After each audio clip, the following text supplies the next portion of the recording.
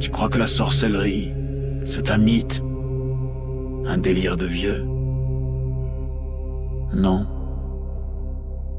Elle est là, silencieuse, invisible, présente dans ton quotidien. Ce que tu vis n'est peut-être pas le fruit du hasard. Tes douleurs, tes émotions, tes échecs, tes pensées peuvent être manipulées, programmées.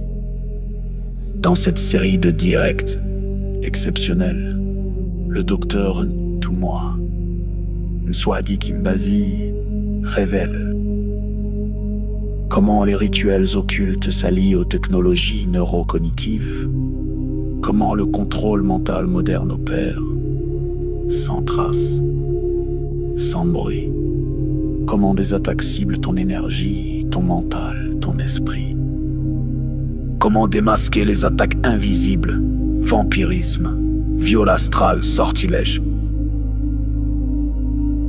comment pratiquer des rituels de guérison et ériger des boucliers sacrés pour protéger ton âme et celle de tes proches. Et si l'on t'avait fait croire que tout était fatalité? La tradition Congo te guide pour reprendre pleinement ton pouvoir. Malongi, votre nouvelle émission Éveil, tous les jours à 13h, heure de Paris, en direct sur YouTube Tradition Congo et YouTube Fédération Kimuntu. Venez témoigner, échanger, partager vos expériences avec l'équipe Kimuntu. Épisode après épisode, nous dévoilerons les forces cachées qui gouvernent nos vies.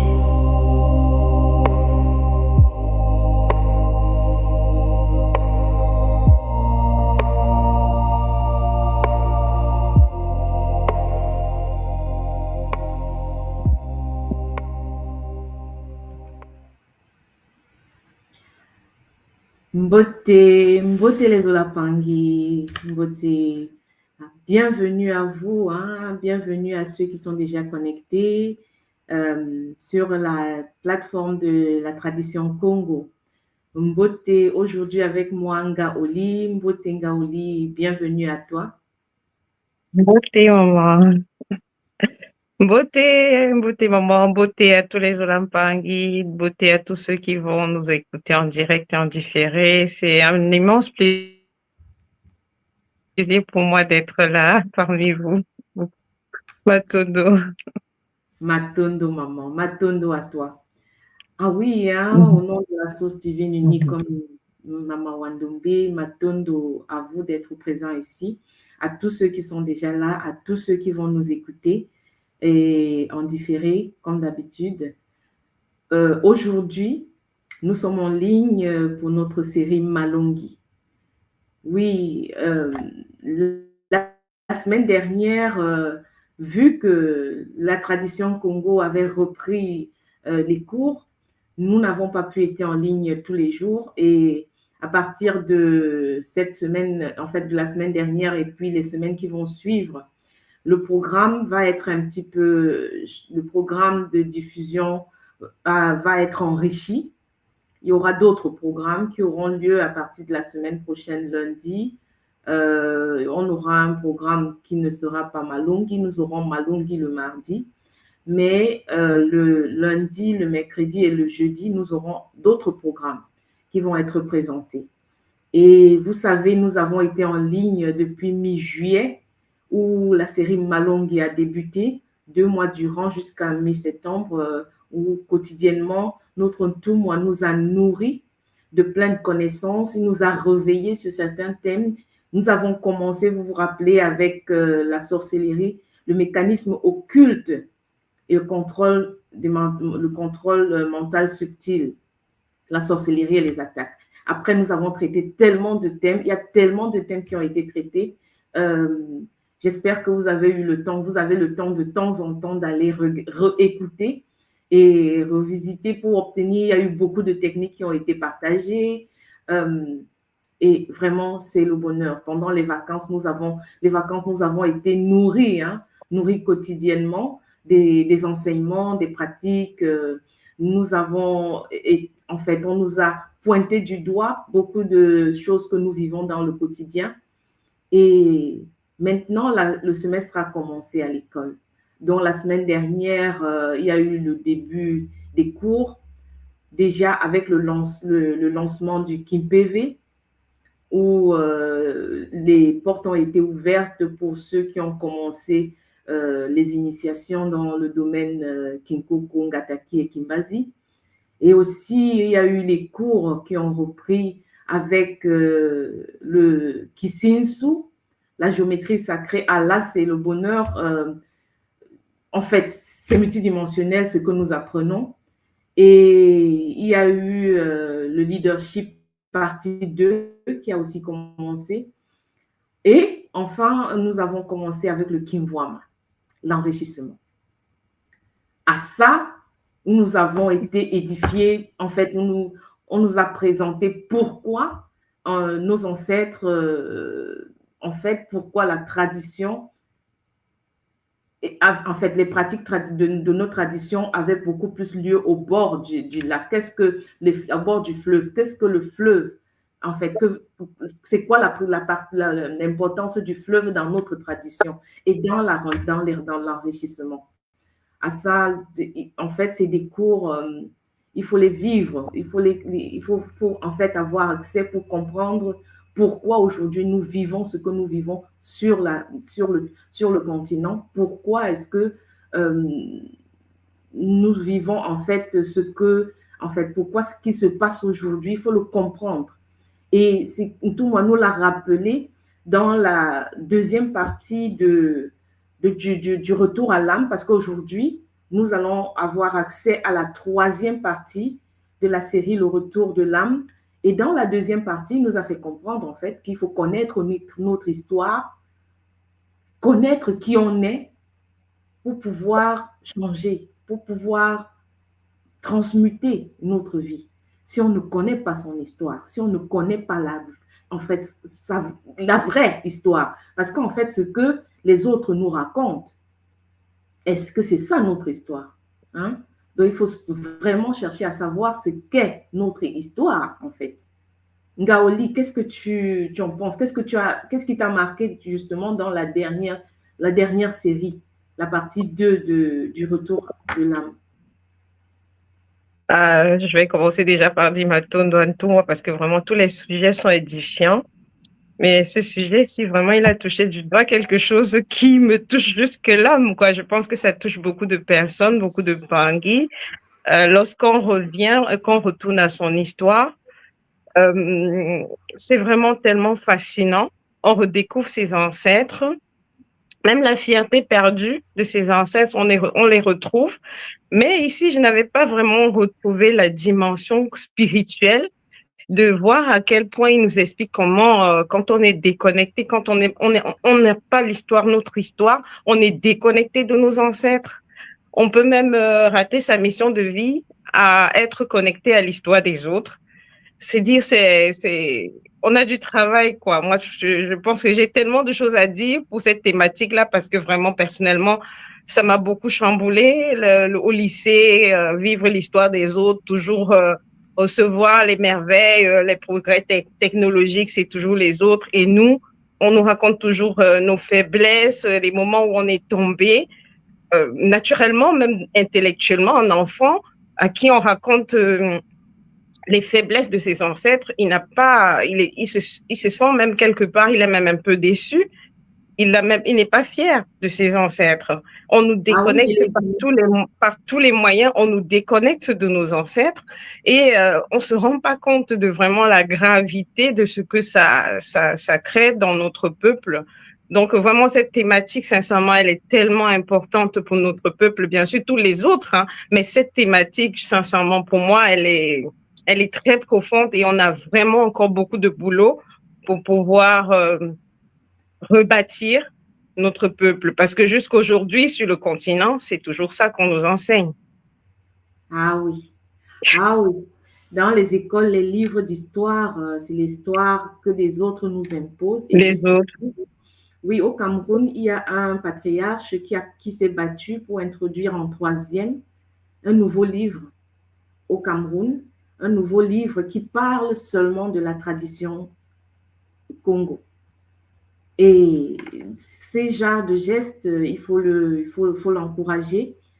Donc, je crois que sans plus perdre de temps, nous invitons notre Toumois à venir nous donner, comme d'habitude, nous nourrir des enseignements pour la troisième partie. Mbote à toi, papa. Mbote Ngasimo, Mbote Ngaoli, c'est le bonheur. Papa. Le bonheur d'être là ce matin. Comme vous le constatez, nous sommes dans la dernière partie de cette thématique. Et je tenais donc à remercier la source divine unique, Mama Ndombi, de sa grâce, de ses bénédictions, puisque, comme vous le constatez, les choses ça avance avec détermination. Et je suis très content de constater que beaucoup de Mpangé prennent conscience des enjeux, beaucoup apprennent, et ça fait du bien. Ça fait du bien de constater notre famille s'agrandir et constater que la rigueur, la détermination et la discipline s'installent. Donc, effectivement, aujourd'hui, nous allons terminer avec le retour de l'âme, cette dernière partie de cet épisode. Donc, je suis très content d'être là avec Ngassimo et Ngaoli, Matondo, à tous les Pangui qui sont avec nous, hein, qui vont être en ligne tout à l'heure et ceux qui seront différés. Matondo à tout le monde. Kéléba pour nous accompagne, Maman Simo, sans tarder. Donc, je m'aimerais partager mon PowerPoint multidimensionnel pour qu'on puisse avancer avec cette thématique. Matondo, mamie. Matondo, papa, nous te laissons le plateau. Merci, maman.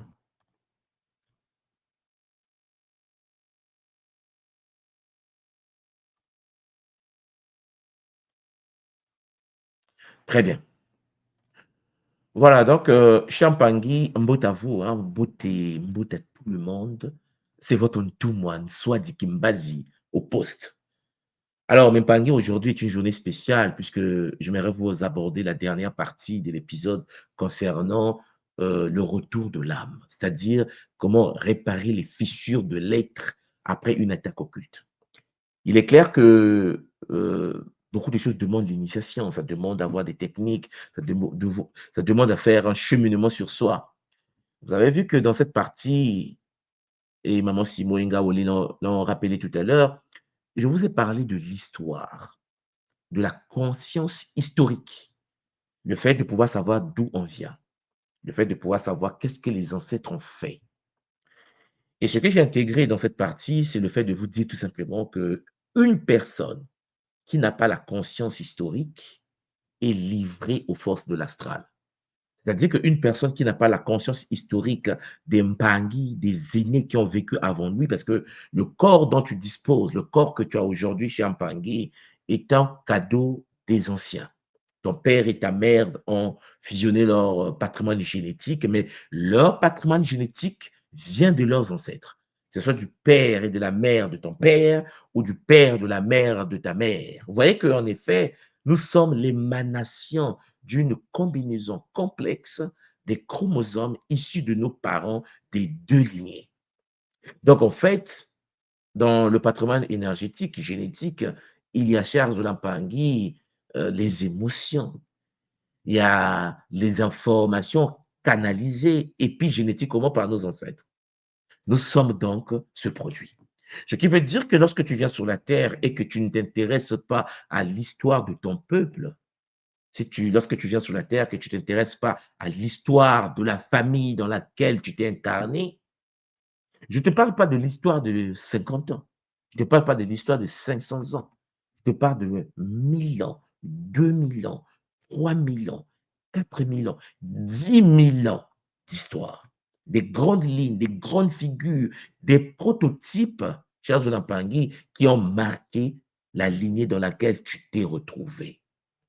Parce qu'une fois que tu connais ton histoire, cher Zonampangui, tu actives en toi leur potentialité.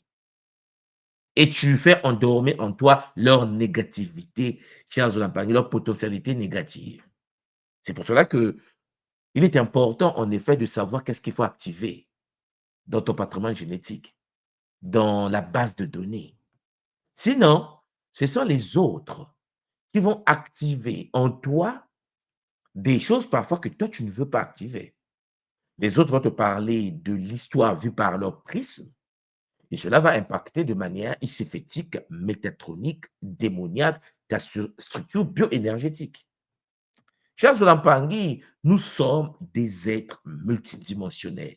Mais il est très important de comprendre que la conscience historique est la base de toute chose. Aujourd'hui, lorsque nous parlons de spiritualité et que je vous explique, par exemple, les 9 Mabundo autour de Ntino, les 9 guides Congo autour de Ntino Ambanza Congo en Angola, et que vous comprenez à travers le Kimuntu que ces 9 consciences étaient des 9 lignées cosmiques incarnées dans des véhicules biologiques. C'est-à-dire que dans la tradition Congo, autour d'une Ntino, autour de la reine, autour de l'abeille, il y avait donc 9 prêtres, 9 conseillers, 9 initiés de haut rang qui représentaient l'ordre suprême. Parce qu'en effet, dans la tradition, il y a les 9 grandes lignées qui s'incarnaient depuis l'utérus de leur mère comme étant des futurs corps adaptés pour recevoir les lignées en question. 9. Si tu ne connais pas l'histoire Congo, tu ne sauras pas qu'il y avait 9 consciences autour du Ntino. Si tu ne connais pas l'histoire Congo, tu ne sauras pas le rôle du Nzadi dans la tradition. Si tu ne connais pas l'histoire Congo, tu ne sauras pas pourquoi et comment nous avons migré de Ekipata, de l'Égypte, de Ngipiti, au Soudan, au Basundi, ont migré jusqu'au cœur de Mbanza Congo, en Angola.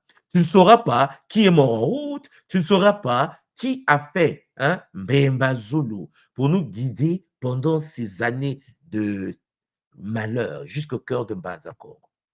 On va vous raconter l'histoire d'un peuple qui a traversé un désert et qui s'est retrouvé, soi-disant, à construire, à recevoir des lois. Vous comprenez? Mais si vous connaissez votre histoire, vous saurez qu'on vous ment. Vous allez vous dire, mais c'est nous qui avons traversé le désert de Sahara.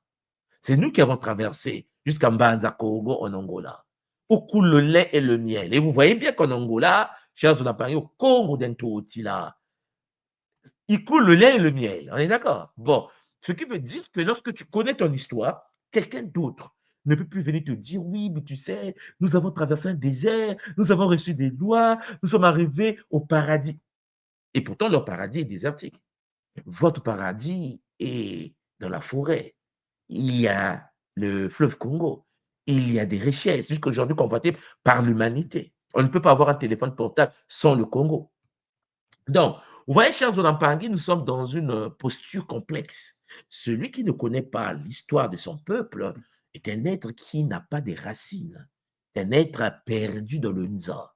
C'est la même chose dans le monde spirituel, dans le monde des esprits. L'ignorance de la tradition dans laquelle tu te trouves, l'ignorance de la lignée dans laquelle tu t'es incarné, te livre, chers Zonampangui, sur un terrain de bataille dont tu ne disposes pas des outils. Parce que tu ignores comment eux ils faisaient. Tu ne connais pas l'histoire des Benjoula, tu ne connais pas l'histoire du Mpini, tu ne connais pas l'histoire de Makubungu, tu ne connais pas l'histoire, chers Zonampangui, du Longo. Pourquoi on se marie dans la tradition Congo? On devrait penser qu'on se marie parce que l'homme et la femme... Non, non, non, non, non. Il y a une cosmogonie Congo qui explique le pourquoi du Longo. Vous voyez? Le fait de savoir que Mawungu, le fait de savoir, cher Zonampangui, ce qui s'est passé dans l'histoire cosmogonique de la tradition, tu sauras pourquoi les anciens établis le Longo terrestre. Donc, Mpangui, il faut revenir à ton âme. Tu ne peux pas continuer à fonctionner avec des idées extérieures sans se connaître toi-même. Vous allez me poser la question, mais quelle histoire? Quelle version de l'histoire? Et je vous l'avais déjà dit, la version des anciens. Dans Zonampangui, il faut que le lion raconte sa propre histoire, hein, d'accord? Tu peux pas laisser le chasseur raconter l'histoire du lion. Lorsque le chasseur tue le lion dans la savane, le chasseur n'est pas informé que le lion a une femme et des enfants. Est-ce que le chasseur est informé de la relation entre le lion et son deuxième fils et sa quatrième fille? Non. Le chasseur a battu le lion. Pour lui, il est le chef, il a battu le lion. Mais le lion a une famille. Le lion a eu de périodes de succès, puisque en effet, le lion n'est pas guerrier pour rien. On l'a battu à un moment donné, mais il a vécu des histoires. Et le lion est né parce qu'il a eu son père et sa mère. Et si tu ne connais pas l'histoire des lions, tu ne pourras pas rebondir et reconstruire la civilisation des lions. Il faut donc connaître, mais pour connaître, il faut faire un retour à ton âme. Il faut que tu reviennes. Il faut que tu te centres sur toi. C'est ce que je voulais vous dire la fois dernière. C'est ce que je suis en train de vous dire aujourd'hui. Il faut un paradigme. C'est-à-dire, il faut que tu analyses le Nza avec les outils de ta propre tradition. Vous savez, quand vous arrivez au Japon, j'aime prendre cet exemple, ils sont asiatiques, mais la manière dont les Japonais analysent l'univers, le monde, ce n'est pas de la même manière que les Chinois analysent le même monde. Bon, déjà, ils ne s'entendent pas. Mais ce n'est pas de la même manière qu'ils analysent la réalité. Le rouge, pour toi, peut-être est mauvais, mais pour un Chinois, le rouge, c'est le rouge. Le blanc en Occident, c'est quelque chose de pureté. Vous savez, lorsque on fait un mariage en Occident, on s'habille en blanc. Mais cher Zolapani, lorsqu'un mariage en Chine, au Japon, par exemple, on s'habille en majorité en noir. Lorsqu'on fait un mariage, attention, Congo primordial, à l'époque des anciens, on s'habillait en noir. Et pourtant, l'Occident s'habille en blanc. Le blanc, chez nous, dans la tradition Congo, cher Zolapangui, c'est le vêtement que l'on porte pour les deuils. Les vêtements que l'on porte, cher Zolapangui, dans le culte de Ngaloufwa, le maître de la mort. C'est le vêtement pour enterrer une personne. Et pourtant, chez les autres, c'est pour la fête. Chez eux, le noir, c'est le vêtement du deuil. Ce n'est pas parce que l'autre a le noir comme vêtement du deuil que toi, incarné au sein d'une tradition, ne comprenant pas les lois et les principes de cette tradition, tu dois copier ce que l'autre fait. Parce que l'autre a une histoire. L'autre porte le blanc parce qu'il y a eu une histoire. Il y a une falsification historique. Ce n'est pas un problème, c'est leur histoire. Parce qu'il n'y a pas d'hasard dans le Nza. Il n'y a pas d'hasard dans le Nza. Certains me disent, oui, mais parce qu'il y a eu falsification. Oui, c'est parce qu'il y a eu falsification, mais parce que il fallait qu'il puisse avoir falsification. C'est-à-dire qu'il n'y a pas quelque chose qui se produit dans le Nza qui n'est pas dans l'équation géomathématique du Nza. La posture dans laquelle nous trouvons aujourd'hui est une posture, cher Zolapangui, qui est dans le Nza. Nous étions un peu plus puissants, nous avons bâti des civilisations, nous avons battu le Soudan des anciens, l'Éthiopie, et nous sommes devenus esclaves parce que nous avons perdu une bataille, parce que la guerre continue. Et il faut maintenant renaître des cendres. Mais pour ce faire, il faut le retour à l'âme. Et pour revenir à l'âme, la première des choses, c'est la capacité d'étudier, cher Zolapangui, dans tous les domaines de notre tradition, l'histoire de ces domaines, l'histoire des forgerons d'Afrique, l'histoire des cultivateurs d'Afrique, l'histoire, cher Zolapangui, des Nganga, des initiés d'Afrique, l'histoire de l'éducation des filles d'Afrique, l'histoire, cher Zolapangui, de la manière dont les anciens s'embrassaient. Parce que vous serez étonné, même la manière que nous, on fait l'amour, ce n'est pas de la manière dont les autres font l'amour. Ce que nous avons aujourd'hui, c'est l'hybridation coloniale. Nous sommes devenus des hybrides iséphétiques, métatroniques, démoniaques. Celui qui a un téléphone portable convainc celui qui est dans le naturel que le naturel n'est pas bon. C'est ça l'aliénation de notre réalité. On est arrivé dans une réalité où certaines personnes, chers Zolapangui, se défrisent les cheveux parce qu'ils veulent avoir les cheveux du maître.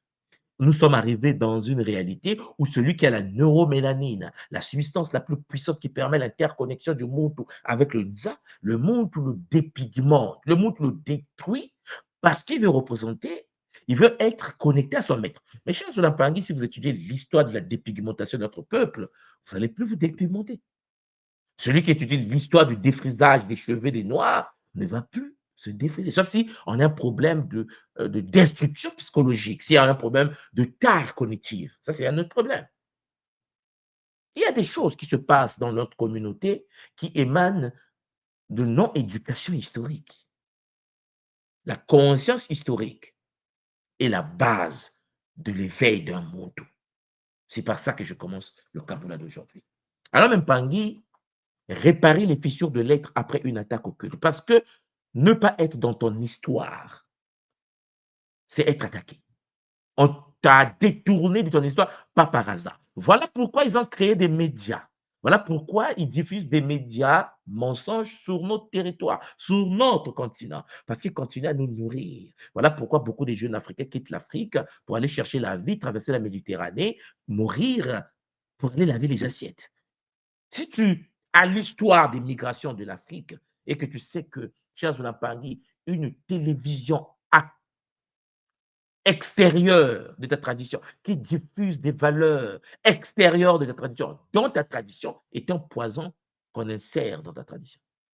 Tu ne peux pas écouter ce que dit celui qui veut ta peau, dans le sens d'écouter au premier degré du terme, de prendre cela comme étant parole d'évangile. C'est une anomalie.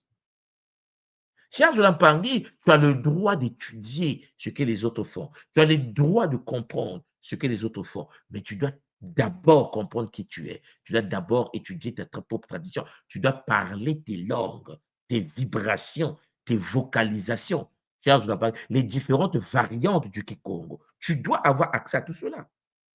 Tu vas venir sur Terre, tu es né, Kamit, que tu es né en Guadeloupe, en Martinique, en Guyane, et tu ne connais pas l'histoire de tes ancêtres. Et tu te focalises sur la portion historique imposée par le système déchu. Et tu pleures. Et tu fais des marches. On s'en fout de tes marches. Vous pensez que les Japonais qui ont reçu 2 bombes nucléaires sur la tête à Hiroshima et Nagasaki, chers Olampangi, sans la faire des marches? Non, non, non, chers, c'est la première puissance en robotique. C'est la première puissance en électronique. Tu ne peux pas gagner. C'est le monde des samouraïs. De la même manière qu'ils sont samouraïs, de la même manière, nous sommes des Congos, des dompteurs d'énergie sacrée du léopard. Donc, vous devez comprendre quelle est votre position. Mais il faut revenir d'abord sur l'histoire. Si tu connais l'histoire de ton peuple, cher Zolampangé, tu ne vas pas être victime de la Bible. Tu vas être victime du Coran. C'est une impossibilité mathématique. Vous allez constater que les gens sont chrétiens et musulmans parce qu'ils ne lisent qu'un seul livre, c'est-à-dire la Bible ou le Coran, d'accord? Ça veut dire qu'ils ignorent qui ils sont. Parce que si tu prends l'histoire de ton peuple et que tu lui donnes, il y aura choc cognitif. Parce que l'histoire de son peuple, la trame réelle de son peuple, Champagne remet en cause des bêtises imposées par l'esclavage, par les 1400 ans de l'esclave arabo-musulman. Aujourd'hui, il y a des gens qui sont plutôt pro-arabes qu'africains. Pourquoi? Mais parce qu'ils ne connaissent pas leur histoire. Ils ne savent pas qu'ils ont été castrés. Si tu montres à quelqu'un que pendant 1400 ans, les Arabes nous castraient et qu'ils violaient nos mamans, cher Jonampangui, si quelqu'un n'est pas cognitivement inerte, il va se relever du coma. Il va apprendre son histoire. Il va dire, c'est pas possible. La clé de la victoire et de la liberté de la communauté, cher Jonampangui, fondée sur la loi du Zola, c'est la conscience historique. Le Kinkulu qui est notre ancestralité. Si tu n'as pas accès à l'ancestralité, cher Jonampangui, tu n'as même pas encore commencé à exister. Et ton ancestralité, cher Jonampangui, remonte des milliers d'années. Il faut que tu étudies cela. Vous savez, je vais vous expliquer quelque chose. Il y a un monsieur qui vivait en Arabie. On le considère comme un arabe, mais il est noir. Il s'appelait El Jaïs. El Jaïs. Alors, je vais d'abord vous partager l'écran. Ah oui, parce que je sais que beaucoup ne lisent pas et vous ne connaissez pas votre histoire. Vous savez, de la même manière que l'on dit que Shakespeare est le maître de la langue anglaise, on dit là, il a modifié la structure, il a rendu pur, il a étudié la langue, il a donné l'opéra, il a fait des... Bon, on dit Molière a bossé le français, a bossé le français.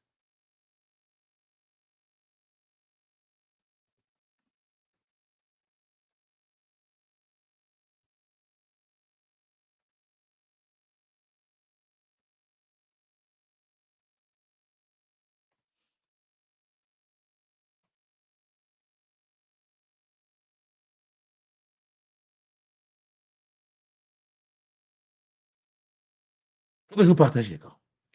Il a bossé le français.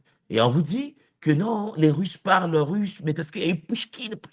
Alors aujourd'hui, nous savons que Pouchkine venait du Cameroun. C'est un grand-père, c'est un grand-père. Hannibal, c'est-à-dire qu'en effet, Pouchkine a bossé. Des son nom camerounais. C'est lui qui a fait que les Russes parlent le russe qu'ils parlent modernement aujourd'hui. Bon. Maintenant, cher Zolampangui, si tu ne connais pas ton histoire et qu'on te parle du russe d'aujourd'hui, une langue slave, et que tu ne sais pas que ça a été développé par, par un certain Pouchkine,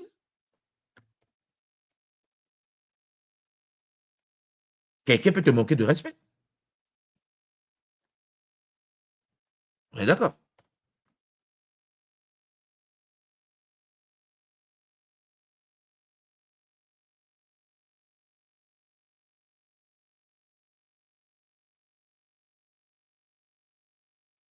la tradition se fonde sur la conscience historique. Voilà, j'ai trouvé ce que je voulais vous montrer. Ce qui veut dire que une personne, cher Zoulampangui, qui n'a pas conscience de sa propre tradition, qui ne lit pas et qui ne sait pas, cher Zoulampangui, est en danger. Alors, je vais commencer d'abord avec ça. Donc, je pense que vous voyez mon écran. Là, je vous parle de Alexander Pouchkine. C'est lui Pouchkine, hein, pour ceux qui ne le connaissent pas. C'est lui Alexander Pouchkine.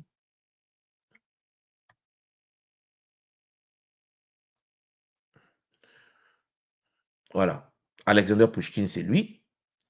Il est poète, dramaturge, romancier russe, né à Moscou en 1799 et mort à Saint-Pétersbourg, ainsi de suite. Alexandre Pouchkine est né d'une famille de la noblesse russe, relativement aisée, férue de l'art et tout ça, où l'on parle français à l'époque. À 10 ans, il lit Voltaire, La Fontaine, ainsi de suite. Par sa mère, Pouchkina, d'une beauté, je sais pas, de Saint-Pétersbourg, il descend d'une famille les plus brillante, la plus brillante famille de noblesse de service instituée par l'empereur Pierre Ier. Il remonte en fait à Abraham Hannibal, son arrière-grand frère, grand-père africain, esclave, surdoué, affranchi et nobli par Pierre le Grand, dont il fut le filleul et l'ami fidèle. Maintenant, moi, je vais cliquer sur Abraham Hannibal. Parce qu'on vous dit que c'est le grand-père de Pouchkine en question, mais c'est un Africain. Abraham Hannibal, ou simplement appelé Hannibal, Charles Jonampangui, né en 1696 à Logone, Berny, est mort le 14 mai, ainsi de suite, est un esclave. Comme d'habitude, il doit être esclave, vous comprenez? Parce qu'on ne peut pas tolérer qu'il ne soit pas esclave. Okay? Il est esclave.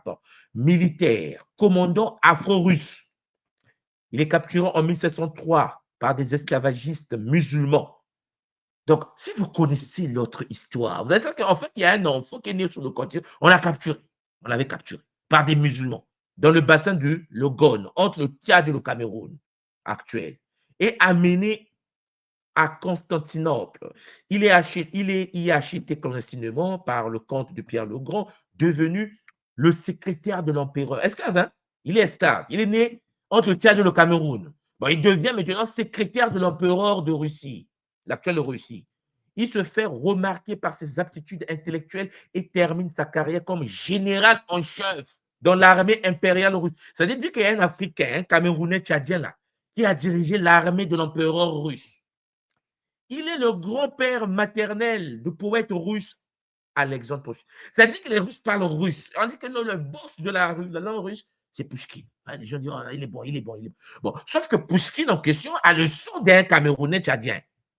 Si tu connais ton histoire et que tu sais que le général de l'armée de l'empereur russe était Hannibal, Charles Lampagny, tu ne seras pas étonné que Hannibal, c'est sûr, c'est le grand-père, quoi. Donc, tu te dis que tu es nul. Tu dis, calme-toi.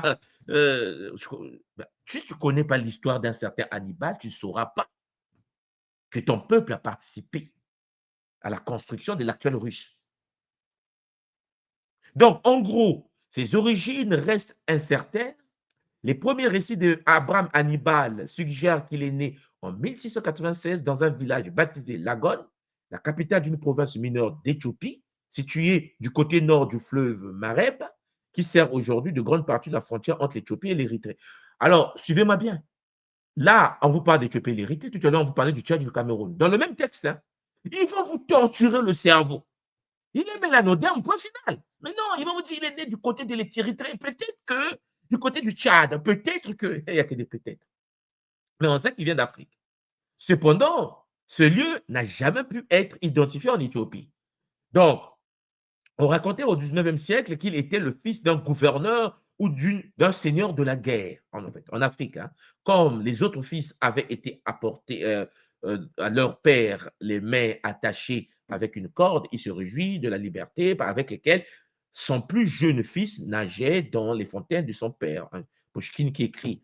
Les recherches de l'histoire de l'Afrique, philologue et traducteur russophone, Dieudonné Niamankou, qui est un, je pense, togolais, si je ne me trompe pas, du continent, qui a fait un bon travail là-dessus, critiqué par les chercheurs Alain Rouleau, c'est vrai qu'on doit le critiquer, puisque comment tu peux réanimer une histoire aussi compliquée? Mais puisque quand tu es dans la posture qui monte, tu t'en fous de ce que l'autre pense, de ce que tu as dans ta tradition. Mais apprécié par ses collègues slavistes, donc les Russes l'ont a reçu, Jean Bréard, et partiellement corroboré par les recherches détaillées du linguistique, et ainsi de suite. Alors, qu'est-ce qu'on découvre? On découvre que ce monsieur qui s'appelle Pushkin, à l'âge de 7 ans, le futur Abraham Hannibal est emmené en Constantinople et à la cour du sultan.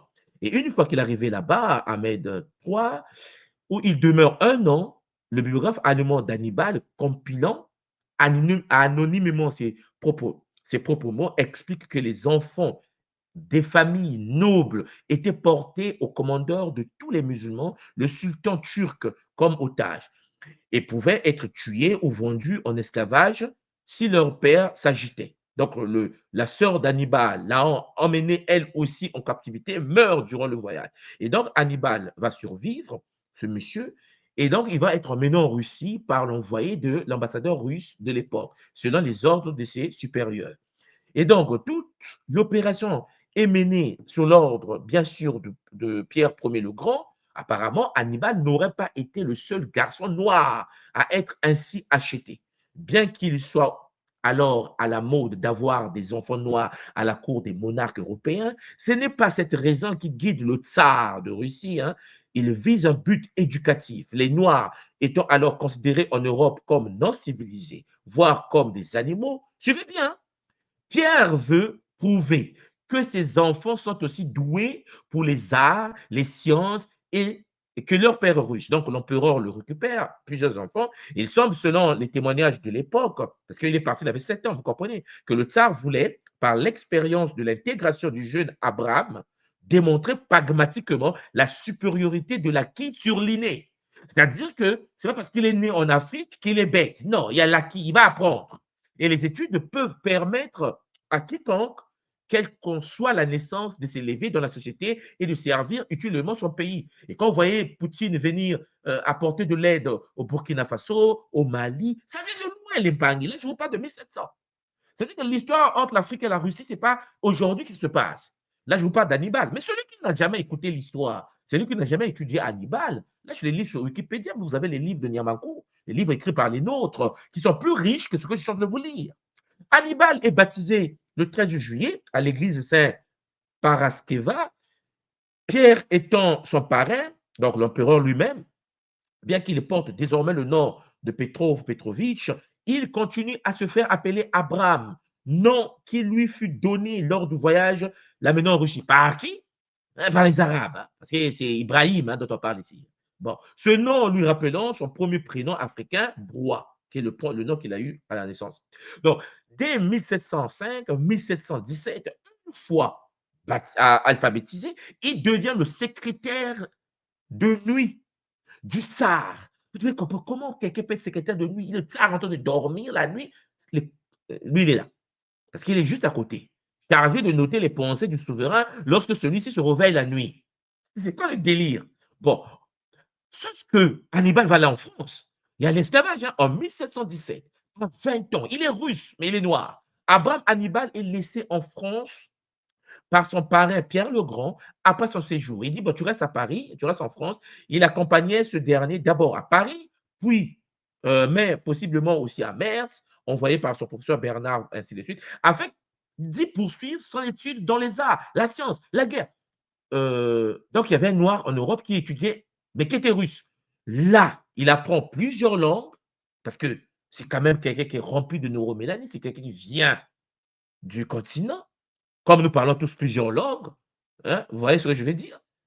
Et donc, notre grand-père parlait plusieurs langues. Il a appris très vite.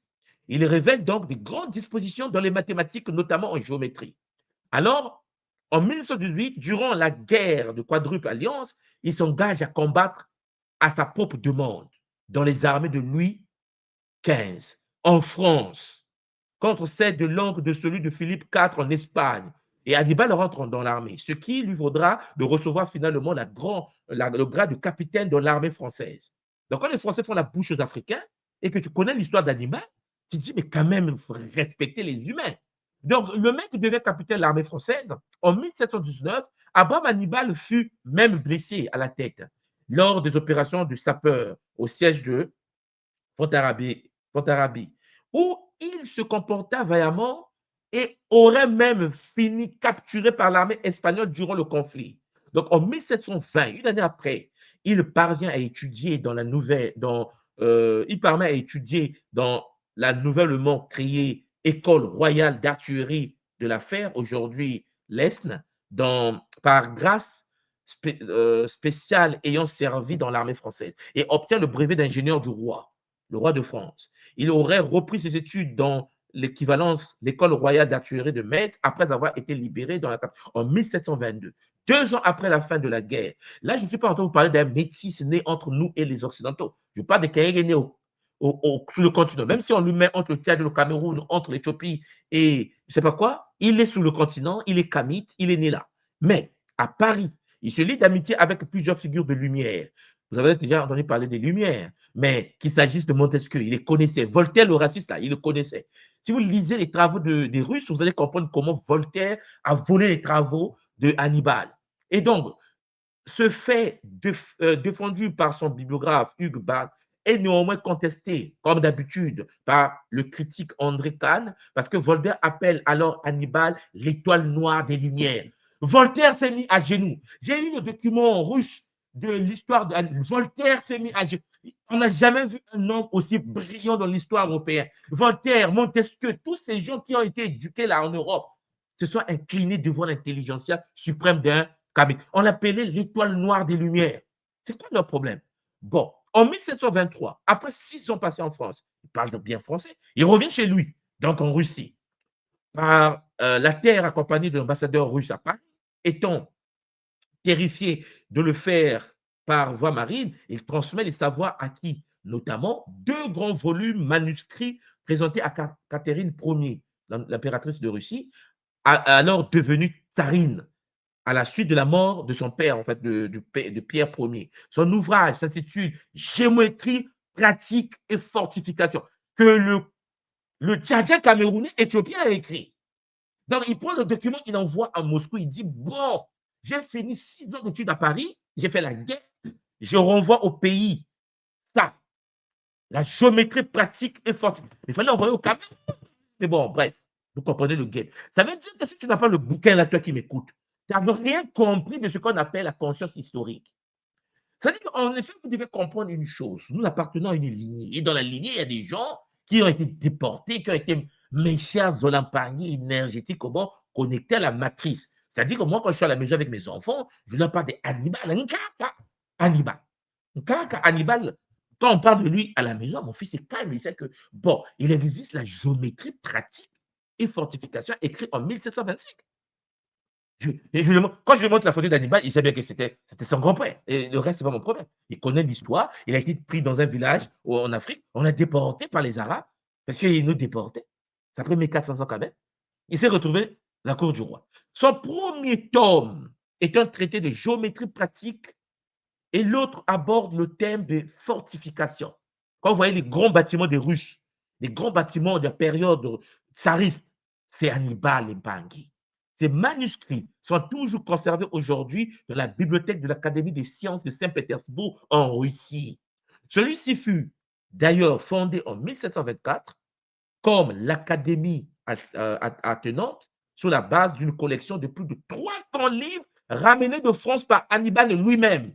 Dans le Kamite a pillé, il a ramené. Il a même fait en Russie, il dit aux Russes, bon, ses multiples transmissions et traductions comme ses réalisations lui-même sur le terrain confirment son statut de Vobom russe, c'est-à-dire d'arrière-grand-père africain du génie russe. Est-ce que vous savez ça? Est-ce que vous savez quand les Russes prennent le Kalachnikov? Les Russes viennent en Afrique pendant la période coloniale et nous donnent des armes. Mais vous vous rendez peut-être pas compte ce que les autres apprennent de vous. Parce que bon, quand tu es colonisé par la France, tu apprends la France. Quand tu es colonisé par l'Angleterre, tu apprends l'Angleterre. Les autres qui ont eu Hannibal chez eux et qui considèrent qu'il y a eu dans leur histoire l'arrière-grand-père africain du génie russe, quand ils nous regardent, ils disent, mais c'est pas possible. C'est de ce peuple qui est sorti Hannibal. Nous, on est là en train de manger le kebab maintenant. On a des assiettes. Les Russes sont choqués de constater que Hannibal vient de nous, quoi. Mais Hannibal les a éduqués. Et le petit-fils d'Hannibal, c'est lui qui a fait le russe. La langue que vous parlez aujourd'hui, qu'on apprend tous dans nos universités, quand on va en Russie, à Moscou.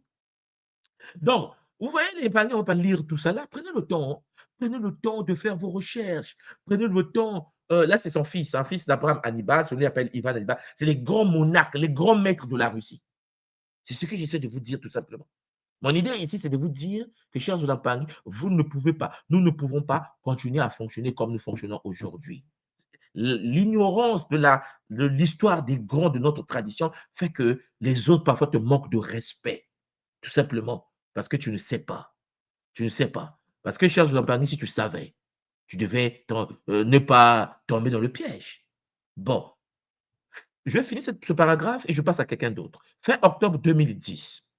Le représentant des États de la Russie et d'Estonie, l'ambassadeur du Cameroun en France, vous suivez, hein, ainsi que le sultan de Logon Birni, donc Mahamad Bahat Marouf, se sont réunis à l'affaire en 2010, pendant que toi tu es en train de dormir, autour d'élus locaux de l'affaire pour révéler ensemble une plaque commémorative.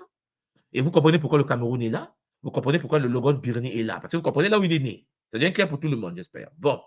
Honorant la mémoire et les legs d'Abraham Petrovitch Hannibal en tant que l'un des premiers diplômés de l'ancienne école royale d'artillerie de l'affaire. Donc, cette académie militaire qui fut définitivement fermée dans les années 90 avait été créée par le roi Louis XV sous la régence, ainsi de suite, récemment, avant son enrôlement en 1720. La plaque déclare qu'il y reçut son brevet d'ingénieur et devint par la suite ingénieur en chef, puis général en chef de l'armée impériale russe. Elle rappelle aussi qu'Abraham Hannibal est le big boss d'Alexandre Pouchkine, le plus grand poète russe de tous les temps. La plaque est là, l'Espagne. La plaque est là. Allez chercher vous-même. Alors, la question que vous devez poser, c'est de savoir, bon, pourquoi voulez-vous que j'étudie les périodes sombres de mon histoire, alors que dans la même période sombre de l'histoire, il y a quelqu'un de ce niveau que je peux étudier, qu'on peut transmettre les documents à nos enfants. De la même manière que les documents qu'il a mis en Russie sont accessibles aujourd'hui, on peut en effet étudier l'histoire d'Abraham. Je pense que vous me comprenez. Donc, tout ça là, ce sont des choses que vous devez savoir. C'est une histoire, cher Zolampangi, mais une histoire que vous devez savoir. OK, l'épargne. Exemple d'une histoire. Alors, avant que je puisse continuer, j'aimerais lire vos écrits juste en bas. Est-ce que c'est clair pour tout le monde? Est-ce que vous comprenez les games? Est-ce que vous comprenez les enjeux? Est-ce que c'est clair? Vous comprenez? Ça veut dire qu'en effet, lorsque tu te focalises spirituellement sur la conscience historique de ta lignée, quel que soit là où nous sommes sur la terre, chers Olampani, nous passons à un autre niveau. Et je n'ai pas fini. Je n'ai pas fini. Je n'ai même pas encore commencé. Regardez. Je prends quelqu'un d'autre. Je vais vous parler maintenant d'un être peut-être que vous ne connaissez pas. Il s'appelle Al-Jaïz. Al-Jaïz. Écoutez le nom, mais quand tu entends ça, tu penses qu'il peut être du Congo ou du Bénin. Non, il s'appelle Al-Jaïz. Al-Jaïz de la gloire. Il fait probablement référence au livre de la gloire de la race des Noirs, Fath al-Soudan. Un ouvrage écrit par l'érudit afro-irakien. En Irak aussi, il y a des Kamites là. Il s'appelle Al-Jaïz. Al-Jaïz qui défendait la supériorité des Noirs en mettant en avant leur contribution face au racisme anti-noir prévalant dans le monde musulman au 9e siècle. Je ne vous parle pas du 14e siècle où l'esclavage est en train de taper les Noirs en Afrique. Je vous parle du 9e siècle. Al-Jaïz, un penseur et polygraphe, est une figure intellectuelle majeure de son époque, connu pour ses écrits encyclopédiques et son utilisation de la raison. Il est considéré comme un pionnier dans l'étude de la zoologie. Al-Jaïz, chers Olampangé, son nom de famille était Amir Ibn Bar. Ibn Bar comme Ibn, comme Abraham. Ils ont tous les mêmes noms. Bref, vous comprenez, quand tu passes dans le monde arabe, là, Don Abraham Kalongo. Bon, mais il est plus connu sous le nom de d'Al-Jaïz, qui signifie celui qui a les yeux exorbités. Et comme une injure, je pense que vous comprenez. Il avait des origines africaines par son grand-père, comme par hasard. Il est irakien. Bon, il a vécu à Basra, à Bagdad, et était un polymathe, maîtrisant divers domaines comme la philosophie, lexicolographie, la théologie et la zoologie. Alors, il adhère au mouvement Moutazilite, une école théologique islamique qui mettait l'accent sur la raison, la logique et la recherche de la vérité. Le livre de la gloire de la race noire, c'est le livre qu'il a écrit, mais il est en Irak, au 9e siècle. C'est une œuvre clé d'Al-Daïs qui contexte ouvertement les idées racistes et les préjugés contre les personnes noires.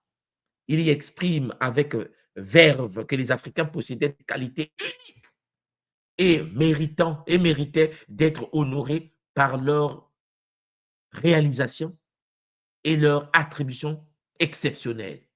Alors, cet ouvrage est vu comme une réaction aux idées négatives et au dénigrement des peuples africains qui circulaient à cette époque. Ce que moi, je vais vous conseiller, chers Zolapangui, si vous avez le temps, faites un tour pour aller et ayez accès aux œuvres de Al-Jaïz. C'était un écrivain encyclopédique, véritable créateur de la prose arabe.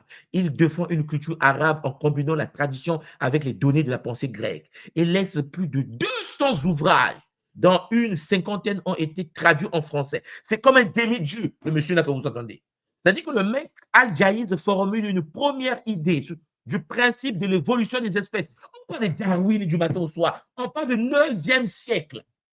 On dit, oh, Darwin, théorie de l'évolution. Ça, c'est la vision en Occident. Voilà pourquoi je vous ai dit le monde est organisé en clan. C'est un problème d'idéologie. C'est un problème à qui t'appartient, à quel groupe t'appartient. Le mec est une première idée de principe d'évolution des espèces très en avance sous son temps.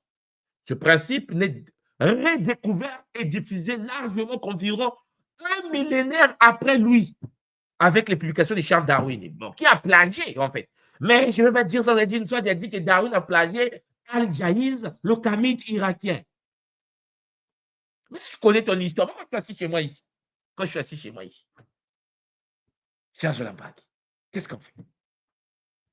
Est-ce que je vais raisonner en termes, oui, il est en Irak, mais attends, je sais pas, vous n'avez pas compris, en fait, le game. Ils sont sur Mars, ils sont sur la Lune. Il appartient à la lignée dans laquelle je me suis incarné, Serge Lambac, son œuvre appartient à la matrice de ma lignée. Oui, il parle arabe, et alors? Et alors, les Soudanais parlent arabe. Ça fait qu'on n'est pas Soudanais aujourd'hui. Les Égyptiens parlent arabe. Les Égyptiens noirs du sud de l'Égypte parlent arabe aujourd'hui. Et alors? Ça ne veut rien dire. Sauf que Darwin a plagié le grand. Donc, moi, si je fais des conférences, quand je fais des conférences et je parle des travaux de Al-Jaïz sur les espèces, ce n'est pas les mêmes travaux. Bon, Darwin a connecté ça au singe, mais il fallait voir comment Al-Jaïz lui-même présentait les choses. OK? Alors, mes amis, je ne vais pas tout lire là, sinon on va dormir là, mais je pense que vous comprenez un peu le game dans lequel je vais vous amener. Parce que quand vous prenez les gens voilà, comme les El Jaïz, peut-être que beaucoup de gens, écrivez-moi en bas, écrivez-moi en bas. Est-ce que vous l'avez déjà entendu?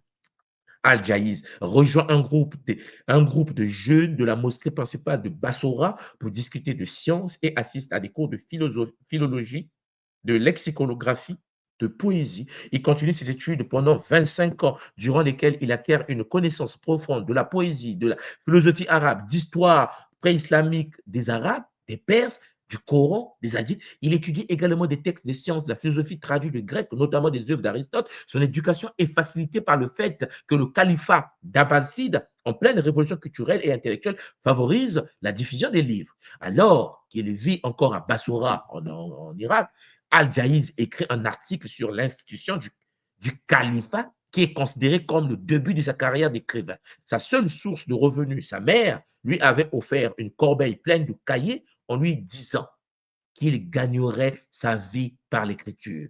Il va écrire au cours de sa vie plus de 200 livres sur des sujets aussi divers que la grammaire de l'arabe, la zoologie, l'élevage des animaux, la poésie, la lexiographie, la rhétorique, dont seuls 30 existent encore. Parce que, la mauvaise foi, je vais vous en parler plus tard.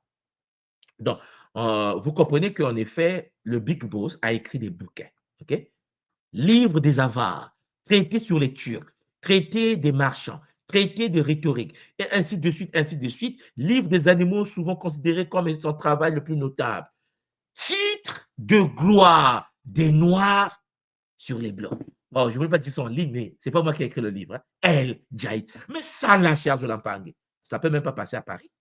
Puisque, est-ce que quelqu'un peut lire un livre aussi complexe?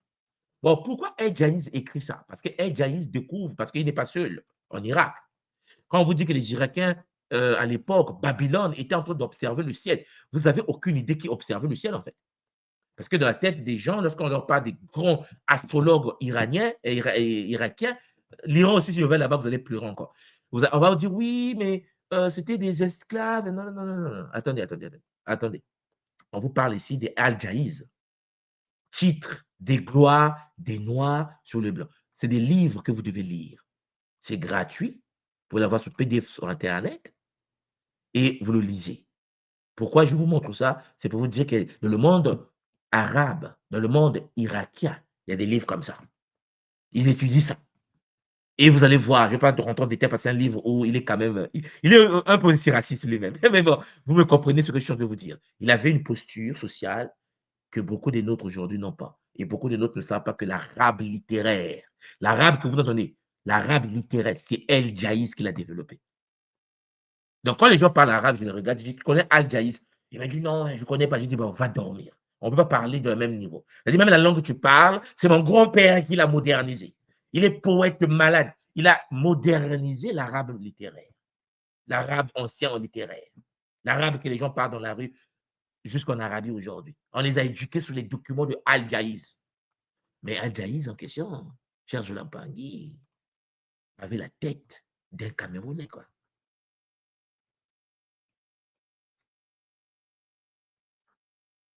Vous comprenez pourquoi je suis en train de vous dire que si vous ne connaissez pas votre histoire, vous ne saurez même pas qu'est-ce que vous êtes. Vous allez être la perdue. C'est dur. Et moi, je suis en train de vous regarder, ça me dit, mais est-ce qu'il sait ce qui s'est passé? Vraiment. Est-ce qu'il a lu, il a lu le livre de Al-Jaïz? Là, je ne lis pas en ligne, parce que si je lis en ligne, on va censurer la vidéo. Parce que si vous lisez les inventions, on vous a parlé des inventions du monde musulman. Vous savez d'abord qui a fait que l'islam puisse se propager dans le monde. Quand vous entendez parler de Mohamed, de Imam Ali, Imam Hussein, vous n'avez jamais eu conscience comment était leur tête, en fait. Vos grands-pères, vos grands-pères. L'âme doit se réconcilier. Le retour à l'âme est impératif.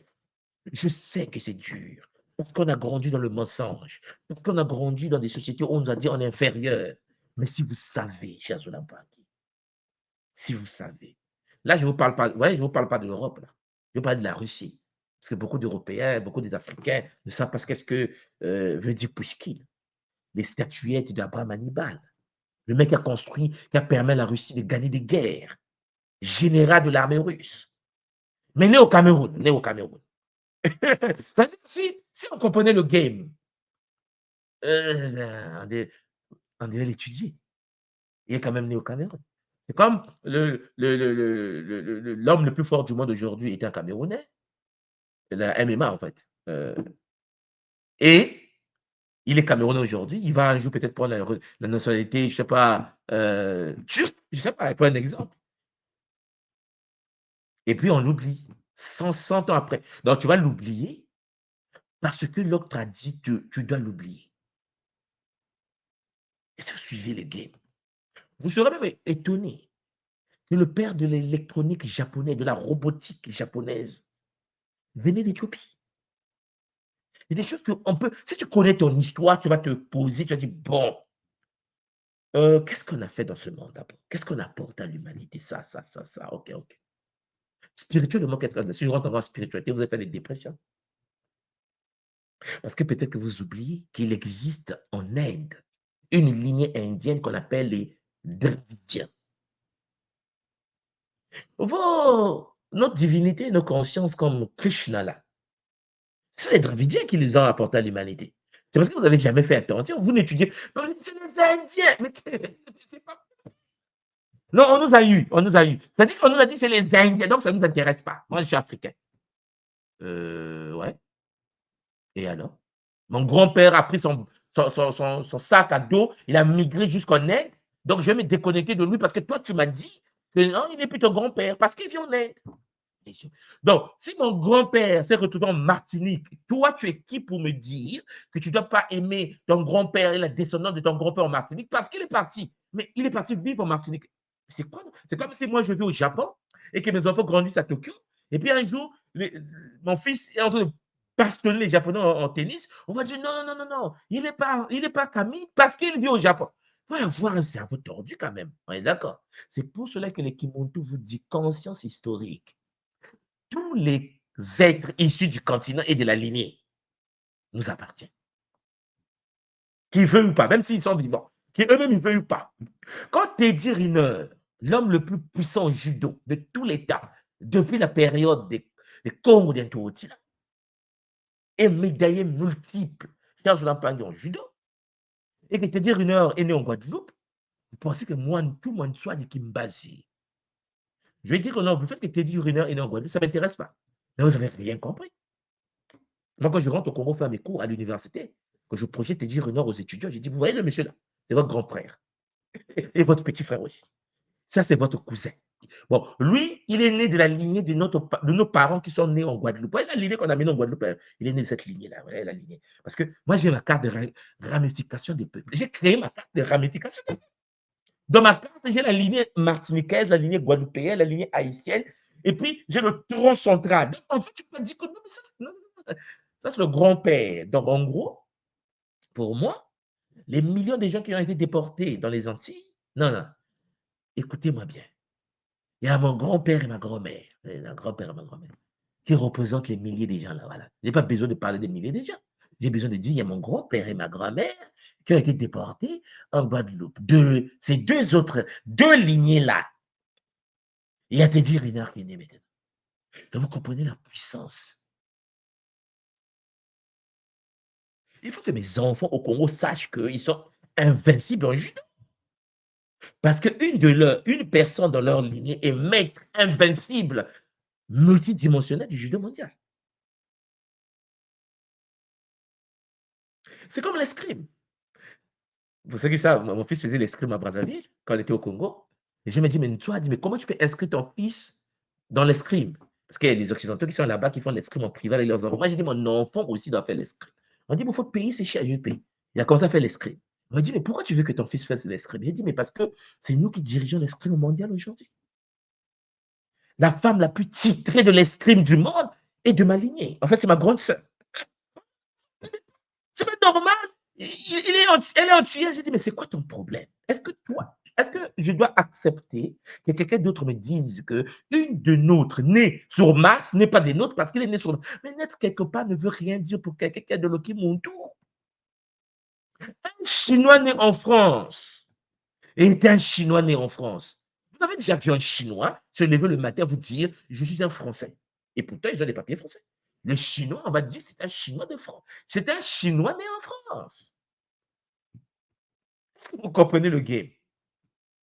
La communauté japonaise du Brésil. Écoutez, hein, la communauté japonaise du Brésil. Non, attendez, ce sont des Brésiliens. Non, non, non, non, non, non. Il faut faire ça aux Noirs. Il faut faire aux Noirs qui n'ont pas de Kimuntu. Eux, ils acceptent de ne pas être eux. Mais un Japonais né depuis 4 siècles au Brésil, parce que vous savez, même après la Seconde Guerre mondiale, beaucoup des communautés japonaises ont migré, hein, vous savez, hein, parce que c'était chaud la guerre. Mais la communauté japonaise du Brésil est puissante. Pour ceux qui sont au Brésil, vous voyez de quoi je parle. Mais les Japonais du Brésil, ils sont brésiliens, ouais. Mais ils se définissent comme étant la communauté japonaise du Brésil. Comme je dis souvent, je fais partie de la communauté africaine du Canada. Quel que soit partout où tu es, Chiampangi, tu es connecté à une matrice d'âme.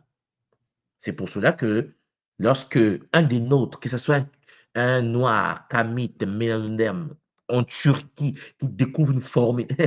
Moi, je scrute tout ça. Il dit, oh, il y a un autre, oui, il est en Turquie. Il est en Turquie. Il y a un autre encore, il est où? Il est en Biélorussie. Il y a un autre encore, où? Il est en Tchécoslovaquie. Ah oui, ah oui, oui, c'est un des nôtres. Parce que tous ces êtres-là forgent la conscience de mes enfants, de nos enfants. Parce que nos enfants ont besoin des modèles. C'est pour ça que chez moi, parce que je parle de Pushkin et que je parle d'Hannibal à mes enfants, je suis calme. Là. Vous voyez, là? Il dit, mon fils dit, papa, c'est facile. Je dis, non, mais c'est normal que ce soit facile. C'est comme ton grand-père, Hannibal. Je t'ai dit, Hannibal, les maths pour toi, papa. Hein, c'est dans le sang. Le débat est fini. Est-ce que j'ai besoin de dire à l'enfant, non, tu sais qu'il n'est pas congolais, parce que congolais, ça ne m'intéresse pas. Congolais, c'est traité de Berlin. Est-ce que je me limite au traité de Berlin? Est-ce que je dois me limiter à ce que les autres veulent que je sois? Non. Vous comprenez ce que je veux dire? Il faut que vous preniez conscience de cela. Il faut que vous puissiez vous réveiller. Alors, Mpangui, vous comprenez qu'aujourd'hui, je me suis réveillé différemment là. Je me suis réveillé et dit non. En fait, il faut qu'il soit conscient. Mpangui, conscient. Que la conscience historique seule peut nous aider à nous en sortir. Alors, Mpangui, si vous me comprenez, vous voyez donc à partir de là que cette conclusion de cette séance est magnifique, puisque en effet, il faut d'abord comprendre que le retour de l'âme est d'une importance capitale, puisque dans notre monde contemporain marqué par l'accélération, la surcharge informationnelle et la déconnexion spirituelle, Jean-Pangui, le retour de l'âme devient une nécessité vitale. Tu dois être humain et non pas esclave de l'autre. Les attaques occultes, c'est-à-dire spirituelles, pacification historique, cher Jean-Pangui, c'est ça les attaques. Qu'elles soient conscientes ou inconscientes, lorsque tu n'as pas de bouclier et que tu n'es pas centré sur moi et là, il y a une fragmentation de notre être profond. Il y a la fragmentation de l'être qui est devenue épidémique aujourd'hui, qui se manifeste par une perte de vitalité, de sens et de connexion spirituelle. Les agressions énergétiques invisibles affectent notre matrice subtile, créant des fissures profondes dans notre champ aurique. Notre aura est fissurée parce que, cher Zolampangui, tu t'es limité à une réalité que l'autre veut, ou l'autre a voulu, dans laquelle l'autre a voulu que tu sois. La tradition qui montre notre tradition nous donne donc une science que nous appelons le Kinsinsu, la géométrie sacrée, qui offre des méthodes ancestrales de guérison profonde. C'est pour cela, cher Zolampangui, en tant que tout moi de la tradition Congo, et puisque, comme vous l'avez compris, lorsque Hannibal met en place la géométrie pratique, vous comprenez pourquoi dans les cours de Kimontu, nous avons les travaux d'Hannibal de la géométrie pratique. Parce que, cher Zolampangui, le retour à l'âme, le retour à l'âme, le recouvrement d'âme est un processus sacré qui permet de réintégrer les fragments dissociés et de restaurer notre souveraineté énergétique. Donc, dans un monde où les attaques occultes se multiplient, sur Internet, falsification de l'histoire, blanchir notre lignée, et il faut que vous soyez conscient que le retour à l'intégrité de l'âme, le retour à soi, la conscience historique, Champangui, le fait de connaître d'où nous venons, remonter à travers la trame de l'histoire, et puis continuer à cartographier l'ensemble des êtres de la lignée, devient non seulement un chemin de guérison, mais une voie de renaissance et de protection essentielle. Puisque lorsque un raciste, lorsque quelqu'un de malsain veut te parler mal, quelqu'un de malsain te regarde mal, tu peux te dire que, en fait, tu perds ton temps parce que ton identité, c'est nous qui l'avons construit. C'est le poète Al-Jaïz qui a vénéré l'arabe primitif vers l'arabe moderne. Ce qui veut dire que si toi, tu penses être supérieur à moi parce que j'ai la peau foncée, la langue que tu parles a été magnifiée, les poèmes que tu as étudiés dans ta vie a été magnifiés par mon ancêtre. Vous voyez que le centrage, cher Zolampangui, nous permet de revenir. Alors, vous comprenez donc à partir de là, cher Zolampangui, que le monde tout conscient est celui-là même qui doit prendre conscience de ces enjeux-là. En effet, il y a beaucoup de choses que je voulais vous dire.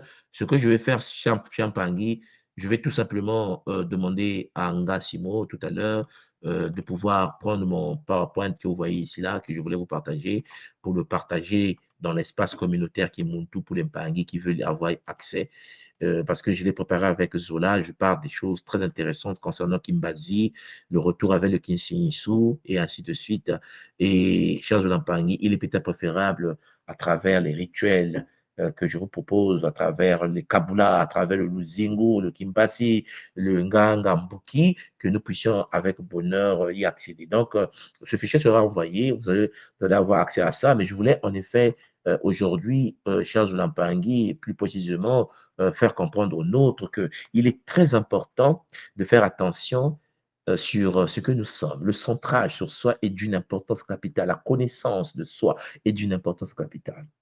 Voilà pourquoi quand tu connais ton histoire et que tu connais ce qu'on appelle la dynastie Xia, la première des dynasties noires de Chine, ceux qui ont bâti la grande civilisation chinoise, vous n'allez plus réfléchir de la même manière. On parle des grandes inventions de la Chine, vous serez étonné qu'il y a une dynastie qu'on appelle les Xia qui ont bâti la Chine. Et quand tu as accès à de telles informations, parce que tu as lu un monsieur qu'on appelle Runoko Rashidi, pour ceux qui connaissent un peu l'histoire de notre peuple, vous allez vous rendre bien compte que quand vous arrivez en Asie, vous retrouvez des civilisations, chers Lampangi, qui en effet sont des civilisations bâties par les nôtres. Par exemple, au Cambodge, vous avez l'empire du Khmer, peut-être vous connaissez, c'est le Cameroun, hein? Bon, il n'y a rien à voir avec les crevettes ici, hein? Bon, ça veut dire noir, en fait. Hein? Kemet, Kemer, vous devez comprendre ce que ça veut dire. Et si vous bâtissez cette civilisation, vous allez avoir présence, alors je vais vous montrer quelque chose rapidement, vous allez avoir présence,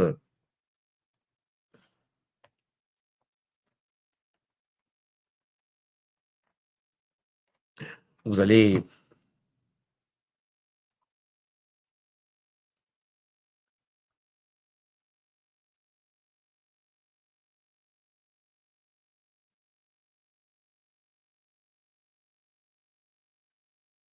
et lorsque vous ne connaissez pas votre histoire, vous aurez du mal, en effet, à étudier ces réalités.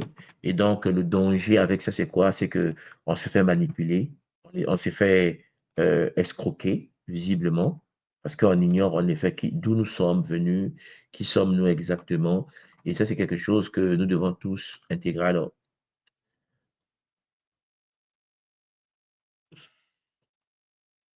très bien. Donc ici, j'ai tapé Empire de Khmer. Vous avez ce royaume ici, pour ceux qui le savent, on fait un peu d'histoire asiatique. Ce royaume que vous voyez devant vous, bâti par ces gens-là, gros nez, grosses lèvres, et nos ancêtres, en effet, afro, qui en effet ont construit au cœur de l'Asie l'Empire de Khmer. Ces bâtiments sont laissés aujourd'hui à l'abandon parce que les Anglais sont venus les chicoter correctement, mais il est clair que lorsque vous arrivez, pour ceux qui, ici parmi vous, il y a des gens qui ont déjà fait un voyage au Cambodge, voyage en Thaïlande, vous serez étonné que dans les mondes asiatiques, Bouddha chez eux est un kamite. Il le représente noir. Et le problème, c'est que dans certains pays, on blanchit, même en Asie. C'est-à-dire que le problème avec notre peuple, c'est qu'on est combattu partout où nous sommes. Je parle de ça. Voilà. Ah, c'est des livres. Alors, des livres à lire. Je ne sais pas si vous voyez mon écran. Vous avez ici un bouquin. Je pense que vous voyez le titre du bouquin. Attendez, je vais vous repartager ça bien. Parce que avec les nôtres, parfois, on se dit, ouais, mais de quoi nous sommes, ils parlent? Non, il n'y a pas de est-ce que, cher Lampangi, on n'est pas à l'église.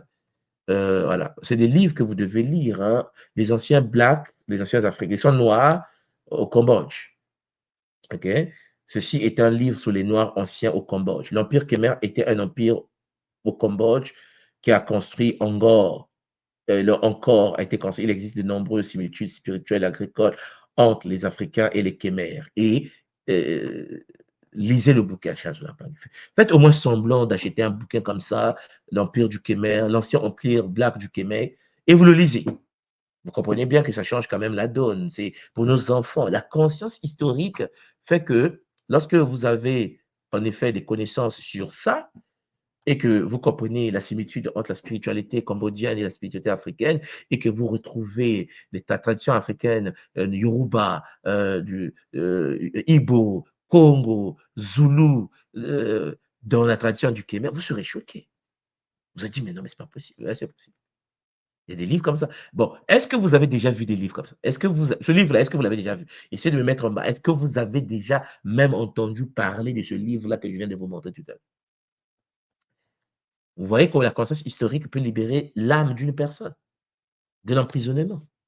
Parce que si vous découvrez comment est construit Kémer et que vous découvrez comment les prêtres anciens de chez nous ont migré jusqu'à là-bas et comment eux-mêmes au Kémer, ils expliquent ça. Tu dis que tu es sénégalais. Tu dis, non, moi je suis au Sénégal, je m'occupe du Sénégal. Mais tu n'as rien compris. Moi je suis au Mali, moi je suis au Congo, je m'occupe du Congo. Tu n'as rien compris du game dans lequel votre entourement vous met. Parce qu'on n'est que de passage. Profitez pendant qu'on est encore vivant. N'attendez pas qu'on parte après, on dit oui, toi tu disais que. Non, non, non, non, non. Là, je vous ai posé la question, est-ce que vous avez déjà entendu parler des bouquins sur les Blacks dans l'Empire du Kémer? Regardez les noms. Et pourtant, vous allez étudier, vous allez voir que les Kémers eux-mêmes vous l'expliquent. C'est eux-mêmes. Maintenant, quand vous étudiez leur spiritualité, vous avez les temples là. C'est nos temples. Pourquoi voulez-vous que je n'étudie pas la structure des temples du Kémer? Parce qu'on m'a dit que je suis Congolais de l'Afrique centrale. Mais est-ce que ça m'intéresse d'être Congolais de l'Afrique centrale? Ça ne m'intéresse pas. Je suis un planétérien. C'est-à-dire qu'un terrien. Je suis un être multidimensionnel. Nous sommes des êtres de l'univers. Donc, on raisonne en tant que terrien. Moi, je raisonne en tant que terrien. C'est-à-dire que mon but à moi, c'est de voir la coopération entre la Terre et Sirius. Et même là encore, on a des cousins à Sirius. Bon, je ne vais pas aller là-bas. Si on va dire que non, mais qu'est-ce qu'il est en train de dire encore? Bon, je reste terrien. Nous sommes des galacticiens. Je suis dans la galaxie de la Voie lactée. Est-ce que vous comprenez la mentalité? Si vous avez cette mentalité, vous changez la manière de fonctionner. Parce que Champagne, les Kémers. Maintenant, s'il y a une technologie de Kémer développée par les nôtres afin de guérir des maladies, en tout cas, tout le monde soit des Kimbazi. Vous comprenez ce que je veux dire maintenant? La conscience historique me permet de dire non. Il y a tel scientifique de Kémer qui est kamite, qui a fait ça, ça, ça, ça. Ces travaux m'intéressent. Ça fait partie de ma lignée. On va dire que, vous comprenez? Oh non, les Dravidiens s'habillent, les vêtements dravidiens là, ça m'intéresse. Ah, c'est joli, je trouve ça joli, les sœurs dravidiennes, les frères dravidiens. Oh non, mais eux, ils sont des Indiens. Non, ça ne m'intéresse pas. Ce qui m'intéresse, c'est que nous venons de la même matrice. C'est pour cela que vous constatez que les Australiens se sont posés en Australie sur la terre des autochtones de l'Australie que vous connaissez bien. Et pourtant, ils se font occidentaux. Et pourtant, l'Australie est en Asie. Vous comprenez? Est-ce que vous comprenez ce que je viens de vous dire? C'est un problème d'affiliation. Lorsque le français parle des Occidentaux, il intègre l'Australie, il intègre la Nouvelle-Zélande. Et pourtant, ces territoires sont en Asie, c'est en Orient. Non, c'est sans les Occidentaux. Parce que c'est un problème de famille. Et cette vision de la réalité va entraîner une guérison de l'âme. La guérison de l'âme. La conscience historique est la voie. Et pour avoir la conscience historique, il faut revenir se centrer sur soi-même. C'était ce message que je voulais vous partager avec Zola. C'était en effet votre tout moi, Nswadi Kimbazi. J'espère de tout mon cœur que ce Kabola va passer et que vous allez prendre des livres d'histoire. Vous allez avoir les volumes, les livres. Alors, attendez, il faut que je puisse terminer par ça parce que j'avais terminé en dire aujourd'hui. Il faut que je finisse avec quelque chose qui va vous permettre de voilà. Donc, je mets Google ici. Et je mets histoire générale de l'Afrique, de l'UNESCO. Histoire générale de l'Afrique. Alors, voilà, le livre, vous n'avez pas besoin de l'acheter. Vous partez sur le site de l'UNESCO. Partez sur le site de l'UNESCO. Je pense que vous voyez le site de l'UNESCO. Et sur le site de l'UNESCO, vous avez des collections. Vous voyez ici, là? Vous avez l'histoire générale de l'Afrique en 8 volumes. Là, c'est volume 10 même. L'histoire générale d'Afrique C'est là, vous voyez là? Et vous pouvez, par exemple, mettre dans toutes les langues. Je vais prendre, par exemple, la première version. La version est là, version abrégée du volume 1. Volume 1, méthodologie préhistorique africaine. Ça, c'est la version globale. Quand je clique sur lire ici, vous voyez, c'est en anglais, en arabe, en chinois, en français. Et vous cliquez sur français. Vous cliquez sur français, le livre est en train de s'ouvrir. Voilà, je vais vous montrer là à côté. Donc, pour vous dire que vous n'avez même pas besoin d'acheter, à l'UNESCO, l'histoire générale de l'Afrique est accessible au commun des mortels. Regardez, Histoire générale de l'Afrique, premier volume, méthodologie et préhistoire africaine. Le livre est là, le livre a 847 pages et ça vous parle de l'histoire générale de l'Afrique. Lisez au moins, faites au moins semblant. Et ce livre que vous voyez, cher Zolampangi, a été là, directeur du volume 1, c'est qui? C'est Kizerbo, que nous connaissons tous, notre grand frère, notre grand maître, hein, notre aîné. Vous avez les chapitres sur Cheikh Anta Diop, vous avez tout ça ici, là. Là, c'est chapitre 1. Donc, évolution de l'histoire de l'Afrique, on parle du métaux, on vous parle de comment on a avancé, les sources écrites antérieures au 4. Oh non, l'Afrique n'avait pas eu des écritures. Non, non, non, vous n'avez pas lu. Allez lire l'histoire générale de l'Afrique, c'est gratos. Vous pouvez le télécharger. Vous voyez là, le bouton qui est ici, là, c'est pour télécharger. Vous le mettez sur votre ordinateur, il y a 800 pages. Tu prends ta famille, tu prends tes enfants, vous vous asseyez et vous bossez. On dit que non, c'est pas écrit. Tout est écrit. Cheikh Anta Diop, les Kizerbo, les grands ont travaillé pour nous. Nous sommes la nouvelle génération, mais là, je vous parle volume 1. Vous voyez, là, c'est volume 1. Mais comme je vous l'ai dit, si vous repartez, vous avez tous les volumes jusqu'à volume 8, je pense, et vous pouvez tout lire. Donc, souvent, je dis souvent au Mpangi que vous ne pouvez pas dire qu'on ne sait pas. Non, aujourd'hui, on sait. Les livres ont été écrits. Cheikh Anta Diop et son équipe, les Kizerbo, les maîtres ont laissé les documents. Un livre de 800 pages, ce n'est pas un livre, n'importe quel livre. Ça, c'est volume 1. OK? Alors, je précise en passant, je reviens ici, vous allez constater une chose encore, c'est que au niveau de l'UNESCO, vous avez la version abrégée. Vous avez la version abrégée et la version globale. Vous voyez, par exemple, ici, version abrégée, volume 2. Donc, quelque chose de rapide à lire. Et puis, vous avez la version 2, Afrique ancienne. On vous dit que nous étions les pharaons, nous étions les Noirs. Tout est écrit. Si vous prenez volume 2, Afrique ancienne, ici, ce n'est pas caché. Regardez, ce n'est pas caché. C'est parce qu'on ne veut pas lire. On ne veut pas lire parce qu'on ne comprend pas la conscience historique dans le monde de la spiritualité. On ne se rend pas compte que si tu ne lis pas ton histoire, tu ne connais pas ton histoire et que tu ne sais pas qu'est-ce que tes ancêtres ont fait dans l'histoire, voilà. Ça, c'est volume 2. Vous voyez la tête là? Vous voyez la tête? Voilà, ça, c'est volume 2, Afrique ancienne. Et dans volume 2 de l'Afrique ancienne, regardez, je vais descendre ici. Combien de pages? Donc, les livres sont gratuits, produits gratuitement. OK, ça est là, tout est là. L'histoire générale de l'Afrique. Je vais baisser un peu le. Voilà. L'histoire générale de l'Afrique, Afrique ancienne. 887 pages à lire. Vous imaginez la taille du bouquin, n'est-ce pas? Et dans ce livre-là, si vous prenez par exemple les chapitres, voilà, vous avez ici chapitre 1, Origine des anciens Égyptiens. C'est écrit par Cheikh Anta Diop lui-même. Chapitre 2, l'Égypte pharaonique, Aboubakar, l'Égypte pharaonique, société, économie et culture. Yoyot. Oh non, mais en fait, l'économie africaine, Champagne, c'était fini, on a écrit, on a mis en ligne. Relation de l'Égypte avec le reste de l'Afrique. Les livres sont là et les chapitres sont là. Les legs de l'Égypte pharaonique. D'où viennent les Bassa? D'où viennent les Bamileke? D'où viennent les Congo? D'où viennent les Yoruba? Tout est écrit déjà. Ils ont mis, l'UNESCO avait validé, ils ont fait la conférence internationale. Les autres disent, bon, ok, on arrête avec nos bêtises. Sauf que ces bouquins ne sont pas publiés sur le continent, dans nos universités, dans nos écoles. Chapitre 8, la Nubie, trait d'union entre l'Afrique centrale, donc le Congo que je vous parle tous les jours, et la Méditerranée. Facteur géographique de civilisation. Vous avez la Nubie avant Napata, 3100 avant notre ère. Charles Lampangui, l'empire de Couche, Napata et Merowe. Tout ce que nous dit l'histoire, c'est la christianisation de la Nubie. Comment on nous a mis le christianisme en Afrique? La culture pré-aksumite. C'est l'UNESCO. L'UNESCO s'occupe d'éducation planétaire.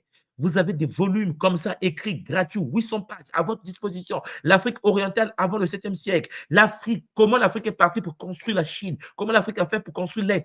Et je vous précise, en passant, pour terminer, que tous ces livres ont été écrits après la conférence du Caire, au Cheikh Anta Diop et Théophile Obiang, je pense qu'on continue l'histoire, devant le comité des égyptologues.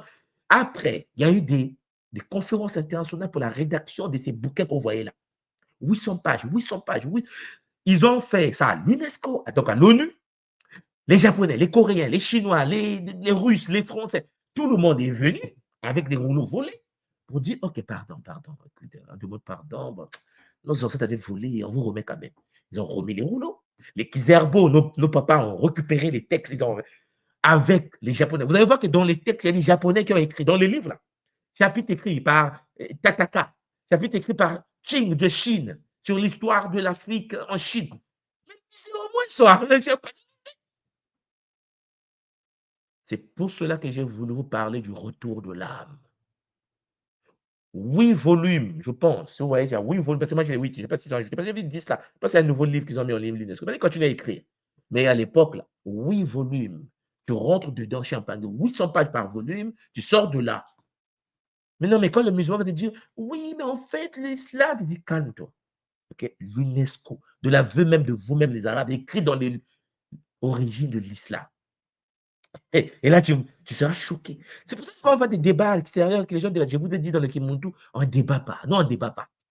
Parce que pourquoi veux-tu que je débatte avec quelqu'un qui n'a pas lu les 8 volumes de l'histoire générale de l'Afrique de 800 pages? Et tu as lu ça ou non? Je ne débat pas avec toi. Oh non, j'ai dit, je ne débat pas avec toi. Va lire d'abord les 800 pages. Et tu reviens. C'est pour ça que je peux parler de Hannibal. J'attends pas du ciel, les Mpangui. C'est écrit. Les Russes ont écrit l'histoire de l'Afrique dans les 8 volumes. Ils ont écrit Hannibal. Puisque j'ai dit, mais c'est chaud. Le game devient dur. Vous avez même les impératrices des reines de France noires. Mais c'est écrit. La France a dit, bon, pardon. Il y a que des pardons dans le livre. Hein. Professeur Intel, le Collège de France demande pardon. Demande pardon. Mais après la mort de Cheikh Anta Diop, après la mort de Kizerbo, le grand sont partis, n'est-ce pas? Théophile Obiang est toujours là. Mais après la mort de Cheikh Anta Diop surtout, les livres ont été mis de côté. Les livres sont à l'UNESCO. Quand tu parles avec un occidental, il va te dire, Nswadi, ne dites pas que nous sommes méchants. Si vous ne lisez pas, ce n'est pas notre faute. Je dis, ouais, tu as raison. Là, tu as marqué un point. Il dit non. L'Occident, l'Orient, l'Asie a accepté l'histoire de l'Afrique officielle, légale. On vous a mis ça dans les bouquins. L'UNESCO l'a publié gratos. Si vous ne lisez pas, ce n'est pas de notre faute. Et moi, je dis, ouais, tu as marqué un point. Ah ouais, ce n'est pas de ta faute. Charles Olampangui, m'attends à vous. C'était en effet votre tout Nswadi Kimbazi. Que ces connaissances nous permettent de revenir à ce que nous sommes réellement pour que nous puissions avancer avec bonheur, efficacité et détermination. Tondo Mamingi, Maman Simon, je te remets l'antenne et que l'histoire puisse nous libérer des chaînes de la malédiction transgénérationnelle dans laquelle notre peuple se retrouve. Zola Tonga Simon, Maton. Zola Papa, Matondo Mamingi, Matondo infiniment, parce que après ça, hein, c'est chaud, on ne peut rien dire. Ah oui, ah oui, ah oui. Là, c'est chacun, nous devons accepter qu'il faut vraiment se réveiller. Il faut que chacun prenne son bâton de pèlerin et qu'on s'éduque. Mais ça nous rappelle aussi que, en fait, en tant que parents, surtout pour nous autres, il est temps que chacun éduque les enfants, en fait, à la maison. Qu'on n'attende pas seulement le système scolaire, disons, officiel partout, parce que même en Afrique, nous, le système est occidental, hein, même chez nous, le système éducatif est occidental. Donc, actuellement, l'histoire que l'école donne aux enfants, c'est une autre histoire. Donc, maintenant, ce que moi, je comprends de cette éducation, il est temps que les parents prennent le devant pour éduquer les enfants, en fait, éduquer nos enfants, en attendant que nous construisons que nous reprenons le contrôle, en fait, dans nos cités de l'éducation, en fait, contemporaine, quoi.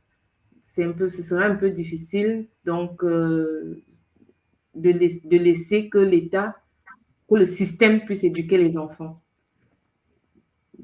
Effectivement, maman. Mm. Je ne sais pas si Mbote Angashina, qui est sur le podium, je ne sais pas, Mbote Maman Oli, je ne sais pas si tu as une question avant que nous ne laissions tout le monde. Mbote Maman. Beauté. Merci. Vous m'entendez là, c'est bon? C'est bon. Oui, on entend bien, maman. Beauté tout moi pour se découvrir dans les bibliothèques. Je ne vais pas être très longue puisque bon voilà. En fait, parents lecteurs, enfants lecteurs. L'enfant reproduit beaucoup plus facilement ce qu'il a vu que ce qu'il a entendu. Okay? J'ai eu cette chance d'avoir des parents lecteurs. Et puis, il y a tellement de choses qui sont cachées dans les livres, c'est clair. C'est clair. Ne serait-ce que la fameuse Biblia, là, qui a au moins, je crois, 144 livres à l'intérieur. Quand nous sommes dans la phase de colère, hein, fâché, là, au tep, on est fâché. L'une des premières pensées, idées, c'est de prendre la Bible et de la brûler. Non. Faut pas la brûler. Ok, faut décortiquer avec les nouvelles connaissances en tout cas, parce que effectivement, comme on dit chez nous, tant fait en temps qu'il était temps. Tout ce qui s'est passé, c'est consigné dans des livres. Et nous devons aujourd'hui récupérer les cousins, hein, tout le monde confondu, hein, parce que je suis plus dans Mélano, Lucodo, jaune, vert, rouge, marron. Voilà, okay, voilà, parce que c'était le jeu. Et puis il y a la loi du consentement. Hein. Tout est dit, tout est écrit, et les films aussi, les films des initiés, tout est dit. Puis je dis une dernière chose, Kali a été représentée par la couleur bleue. Okay. Alors que Kali est noir. Et chez nous, en Martinique, quand tu étais très foncé de peau, donc moi j'étais affublée de ça, on te disait tellement t'es noir, t'es bleu. Une des ruses, voilà. Tout remettre à l'endroit, ce qui a été mis à l'envers. Ne rien rejeter, prendre, manger, digérer, et puis pour pouvoir rayonner. C'est ce que je devais partager. Mais les livres, c'est important. Matondo tout moi. Matondo à toi, maman. Matondo Enga Oli, est-ce que Matondo Enga China. Est-ce que tu aurais une question? Matondo pour le chamboulement, le voyage multidimensionnel. J'ai été vraiment tout moi choquée positivement parce que tous les érudits que tu as cités, je connaissais pas. Et à chaque fois, on découvre. Même quand on est déjà au moins sur le chemin, on se rend compte que le chemin, il est long, mais comme tu l'as dit, papa, on commence déjà au moins à semer la graine dans nos enfants et ils vont continuer l'œuvre. Et Matondo pour les outils, sincèrement, Matondo, ça fait chaud au cœur parce que pour nous qui avons vécu le système qu'on vit encore aujourd'hui, hein, ça n'a pas changé. Un petit caboula, c'est que on dit tantôt peut-être que les Noirs, ils n'aiment pas trop lire. Mais moi, pour mon constat, c'est ce que j'avais fait, c'est que adolescent, à force de nous raconter les exploits des autres, on a fini par ne pas aimer le cours d'histoire. Et c'est lorsqu'on reprend son histoire, les programmes, par exemple, les parents qui ont peut-être ce don de savoir enseigner ou transmettre cette histoire-là, ils reprennent le dessus, ces qualités-là reprennent le dessus lorsqu'on est dans son histoire. Donc, moi, je pense aussi que, voilà, c'est certes difficile de se mettre à jour, mais avec les outils qu'on a aujourd'hui, on va faire tout ce qu'on peut. Comme les mamans l'ont déjà dit et tu nous as dit toujours, on va commencer à la maison et chacun, où qu'on soit, avec son talent, doit mettre tout ce qu'il faut en jeu pour pouvoir rétablir l'histoire pour nos enfants. Matondo pour ça. Matondo Mami. Matondo Mamingi, Atuanga Oli, Matondo nga China, Matondo nga Simo. Effectivement, je pense que vous constatez par vous-même que tout est écrit comme disait nga China. C'est-à-dire qu'en fait, rien n'est caché. C'est ça qui est triste, en fait. C'est-à-dire que c'est pour ça que, vous voyez, lorsque je vous parle à travers le Kimuntu, je n'aborde pas les choses comme ah oui, on nous a détruits, mais on est perdu, on ne sait pas quoi. Non, non, non, non. Vous voyez que je n'aborde jamais les choses de cette manière. Parce que je me dis, mais ils ont écrit. Si vous ne voulez pas écrire, vous n'écrivez pas. Hein, parce que vous les connaissez. Ils ont brûlé la bibliothèque d'Alexandrie. Donc, ils pouvaient ne pas écrire. Et vous restez comme ça. Sauf que c'est écrit. Parce qu'il y a des pardons. Hein. Il y a des vrais pardons tous les jours. Des pardons. Mais ils parlent à qui? Ils parlent à des gens qui ne lisent pas, donc qui ne connaissent pas. Et la majorité des nôtres ne lisent pas. Et quand tu ne lis pas, tu es dangereux. Parce que tu ne connais pas qu'est-ce qui s'est passé réellement. Vous comprenez bien que aujourd'hui, quand tu croises un Russe et que tu veux parler avec lui, maman au lit, tu as une copine russe en Belgique ou en France, vous pouvez me parler de Pushkin. Tu vas dire, oh, mais tu connais Pushkin. En fait, tu seras choqué que vous avez un point commun sur quelque chose que eux, ça les fascine, parce que c'est leur histoire. Vous voyez, c'est leur histoire, mais c'est le pont de ton histoire aussi. Donc, à partir de là, tu fais des choses différemment. Là, je vous ai parlé des grandes figures qui ont fait des civilisations. Mais il y en a encore beaucoup il y en a beaucoup dans la biologie, la mécanique. Vous voyez, donc, chers Olampangi, vraiment, on parle spiritualité à travers le Kimuntu. Mais vous savez que le Kimuntu est fondé sur les Makuku, Matata, Nsaku, Mpanzu et Nzinga. Le monde spirituel, Nsaku, même le monde spirituel, vous devez connaître l'histoire spirituelle des guides de notre peuple. On ne peut pas être un peuple où nous pratiquons les techniques. Nous faisons les libations. Question, qui a modernisé la libation de la tradition africaine? Je vous assure, il y aura des personnes, vous allez être étonnés. Lorsque vous faites le vaudou aujourd'hui, les gens pratiquent le vaudou, mais beaucoup ne savent pas d'où ça vient. Comment c'est venu? Qui a fait quoi? Et pourtant, c'est écrit. Hein? Ce que je suis en train de vous dire, c'est écrit. Celui qui a déployé le vaudou a écrit ça. Il a donné aux futures générations. Sauf qu'aujourd'hui, on pratique le vaudou. Les gens se font initier en une journée, 2 jours. Ah oui, je suis initié. Alors que les gens ont fait 30 ans d'études. Je parlais avec des aînés, même avec Mbomba Sang. Le grand me dit, mais si on leur montre ça, ils auront peur de se rapprocher de la tradition. Voilà pourquoi on simplifie cela. Et moi, j'ai dit à l'aîné, non, on peut simplifier comme tu dis. Mais il y a un problème. C'est qu'il va penser que c'est facile, c'est simple. Il va penser que le bout que tu lui as donné, c'est le seul bout qu'il a. Non, tu lui montres d'abord qu'il y a 8 volumes de 800 pages. Déjà, il a mal à la tête. Mais au moins, il sait. C'est-à-dire qu'en fait, une personne qui a écouté le câble aujourd'hui va se dire, avant de parler, il faut que je vérifie d'abord dans les 8 volumes. Là, si ce que je vais dire n'est pas déjà dedans là-bas. Peut-être que je vais me... Vous comprenez? Parce que si tu sais que ça a été écrit par tes anciens, si tu sais que tes aînés l'ont écrit, tu auras du mal à faire des bêtises, à te sentir inférieur, parce que tu connais des trames de l'histoire, tu connais des choses que certains n'ont pas accès. C'est pour cela que les Mpangi, comprenez bien ce que je suis en train de vous dire. Conscience historique dans la spiritualité, Nsaku.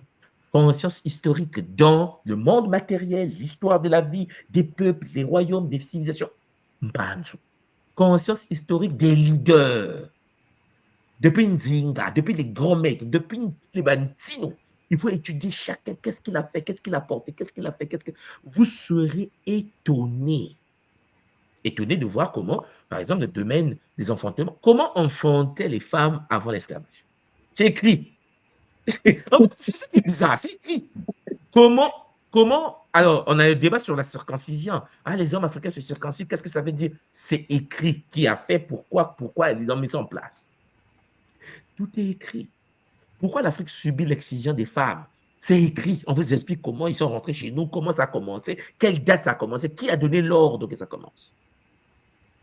Chers Olampangi, et une fois que vous connaissez votre histoire, vous verrez que vous allez pratiquer la spiritualité en conscience. On va vous parler de la géométrie sacrée. Quand je parle de Kinshinisu, géométrie sacrée. Ah oui, attends, les Africains aussi ont géométrie sacrée. Mais c'est né chez nous. Parce que vous pensez que le temple d'Osiris, c'est tombé de la nuit. Parce que la fleur de vie qu'on utilise, que ce soit la fleur de vie métatronique et la fleur de vie à base de doux, les deux sont gravés en Afrique jusqu'à aujourd'hui. Donc, si vous connaissez l'histoire africaine, vous allez dire, oh, mais le tétraèdre, l'icosaèdre, le dodécaèdre, toutes les figures géométriques dites de Platon, c'est tout aider après. C'est comme quand vous dites le théorème de Pythagore, A carré plus B carré égale à C carré. Théorème dit de Pythagore. Mais il y a un problème, c'est qu'on a construit les pyramides avec les angles droits. On appliquait le théorème dit de Pythagore avant Pythagore, 3000 ans avant.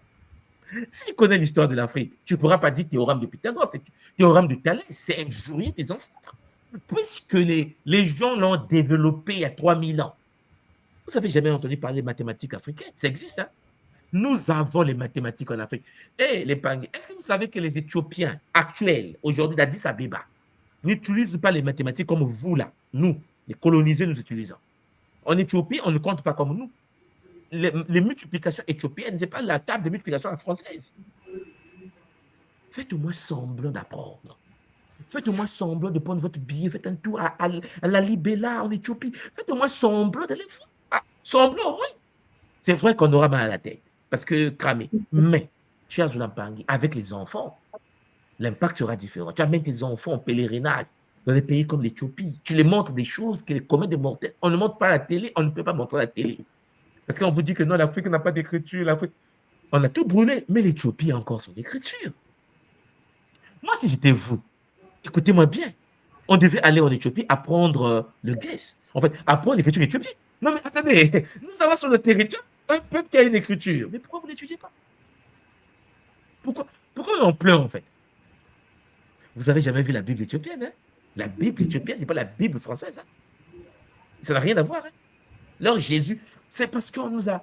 Nous pensons que le Jésus dont parlent les autres, c'est le même Jésus que les Occidentaux parlent. Non, chers Zampangis, il y a des variantes différentes. Il y a des chrétiens de Chine. Vous savez qu'en Chine, il y a des chrétiens, beaucoup de chrétiens. Des millions de chrétiens. Vous pensez que leur christianisme, c'est le christianisme parisien? Non, chers Zampangis. D'où vient donc ce christianisme-là? Le Peri-Shecheta, ce fameux christianisme osirien, le culte solaire égyptien. Mais le problème, c'est que nous avons été colonisés. Nous pensons qu'on parle de la même chose. Non, on ne parle pas de la même chose parce qu'on a un manque d'informations. Matondo, maman Simon.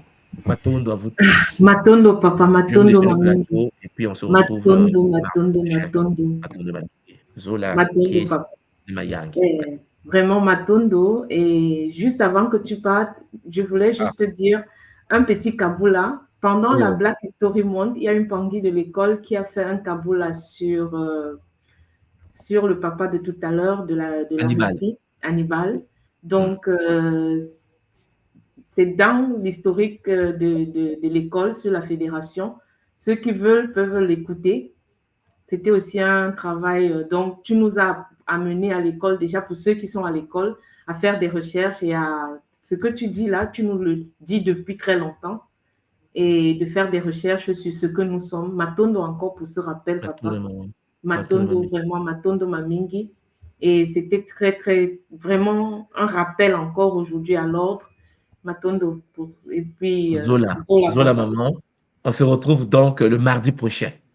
Mboté, tout moi, une petite question. Mboté, ça faisait longtemps. Zola, je voulais vous dire que j'ai écrit un livre. Enfin, c'est un petit livret de 44 pages. Comme vous le savez, moi, j'aime simplifier. Donc, il est facile à lire et je voulais avoir votre jugement dessus parce que c'est très spirituel et c'est basé, entre guillemets, sur les enseignements que j'ai appris de chez vous et notamment ceux que j'ai pris aussi des rêves. Et je voulais voir sur quel mail je pouvais vous envoyer le fascicule. À la fédération, alors le mail, c'est info@fédérationkimuntu.com. Info. OK. Voilà, @fédérationkimuntu.com. Matondo, papa. Je vous laisse le plateau pour vous échanger parce que moi, j'ai d'autres programmes. Et puis, on voit cela à la fédération. On a beaucoup débordé aujourd'hui. Hein. Il est presque 15 heures déjà. Matondo, je vous laisse alors. Matondo, papa. Non, parce que dans le Mboté maman, Simon Mboté, Ngaoli, j'ai écrit un livre qui m'a été soufflé pour, comment dire, comme vous avez dit, on a des problèmes de lecture. Et moi-même, même si je suis à l'université que je lis, j'ai toujours ces difficultés-là de lire. C'est-à-dire, je vais lire 5 pages, je vais m'endormir. Mais après, avec le courage, j'arrive à terminer le livre, mais j'ai pas cette facilité de lecture. Et quand le professeur, il parle oralement, j'ai plus facile à retenir. Même les enseignements de tout, moi, c'est souvent, comme je le disais, c'est dans les kaboulas que moi, j'ai plus facile à comprendre les choses que à travers l'écriture. Parce que le problème, surtout en français, c'est qu'on a des manières d'interpréter les phrases trop trop de manières d'interpréter en fait les phrases aussi. Donc, pour comprendre des fois le professeur, si je vais pas à côté de lui, je lui dis, mais quand vous avez écrit cette phrase, c'était quoi? J'arrive pas à discerner réellement le vrai message qu'il met vraiment dans le syllabus ou bien dans le livre. Et comme tu sais, quand tu as dit aussi, les livres qu'il a écrits, souvent, on va les lire généralement en français. Je rencontre cette même difficulté-là. Mais ça ne m'a pas empêché de m'obliger, entre guillemets, à lire parce que je savais qu'il y avait des secrets, comme vous l'avez dit là-bas. Il y avait des choses qu'on apprend que dans les livres. Et au final, je suis content de m'être obligé, même si c'était difficile au début, d'avoir pu réussir à lire ces enseignements-là. Et aujourd'hui, maintenant, d'être quelqu'un qui lit et qui achète des livres. Mais ça a été une étape très difficile. Parce que moi, j'ai grandi en Afrique. Je suis arrivé en Europe à l'âge de 9 ans. Et c'était difficile de lire. Mais aujourd'hui, ça va mieux. Ah oui, Mais c'est papa, pour dire parce qu'il que dans ne le faut pas se système, décourager. oui, dans le système là-bas, quand on nous formate, il n'y a pas la lecture, hein. On nous dit ce que nous on doit, on te dit ce que tu dois prendre et on te montre pas et en fait, on te dit même pas que tu as la possibilité d'aller rechercher certaines choses, d'aller t'éduquer toi-même. On te formate dans un moule bien carré et on veut te maintenir là-dedans. Mais aujourd'hui, avec l'école Kimuntu, comme tout le monde nous l'apprend, tout passera par cette lecture, par cette éducation, par cette recherche sur l'histoire. Et je rappelle encore, il n'y a pas que tout ce que tout le monde montre là, dans chaque conférence que tout le monde a fait à l'école, il y a une conférence qu'il a faite sur la lecture secrète de la Bible. En tant que Kamite, on nous apprend, non, il faut jeter la Bible, il faut brûler et tout, mais ce n'est pas ce que l'école dit. Il y a une conférence qu'il a faite sur la lecture secrète de la Bible. Quand tu écoutes la conférence sur la lecture secrète de la Bible, là, non, tu vas vouloir lire la Bible. Parce que là, on te dit qu'il y a des textes très importants là-dedans qui nous donnent notre histoire, qui nous parlent en fait de la vraie histoire. Bon, maintenant, si tu ne sais pas lire, si tu ne sais pas comprendre, tu ne vas pas savoir. Tu vas rejeter en bloc. En fait, d'où vient la Bible en fait en tant que telle? Le Coran a été basé sur quoi? Comment est-ce qu'ils l'ont écrit? Toute cette histoire-là, en fait, c'est cette genèse-là qui va nous permettre, en fait, de savoir qui on est. Donc, comme tu le dis, Papa Matondo, c'est magnifique, hein? Comme tout le monde le disait tout à l'heure, envoie le courrier à la fédération. La fédération va revenir avec toi. Et de l'occasion, j'informe tous les Mpangui parce qu'il y a aussi dans les commentaires les Mpangui qui parlent d'un Congolo lecture à l'école. Ah oui, il y a déjà certaines associations qui travaillent sur ce Congolo et on peut le généraliser au niveau de la fédération pour que beaucoup de Mpangui, d'autres contrées encore, parce qu'il y a beaucoup d'associations qui ont beaucoup de Congolo et où il y a déjà des Mpangui qui travaillent qui ont déjà mis sur pied des Congolo communication, des Congolo lecture. Donc, il y avait même des Mpangui qui se sont mis en groupe pour essayer de créer des clubs où on pouvait s'échanger des livres à l'école. Donc, on va essayer de réactualiser tout ça pour que les Mpangui puissent échanger dans ce cadre-là. Donc, c'est magnifique, papa. Vraiment, c'est un esprit qu'il faut féliciter. Déjà, écrire soi-même, c'est ce que l'école nous conseille. Il faut écrire.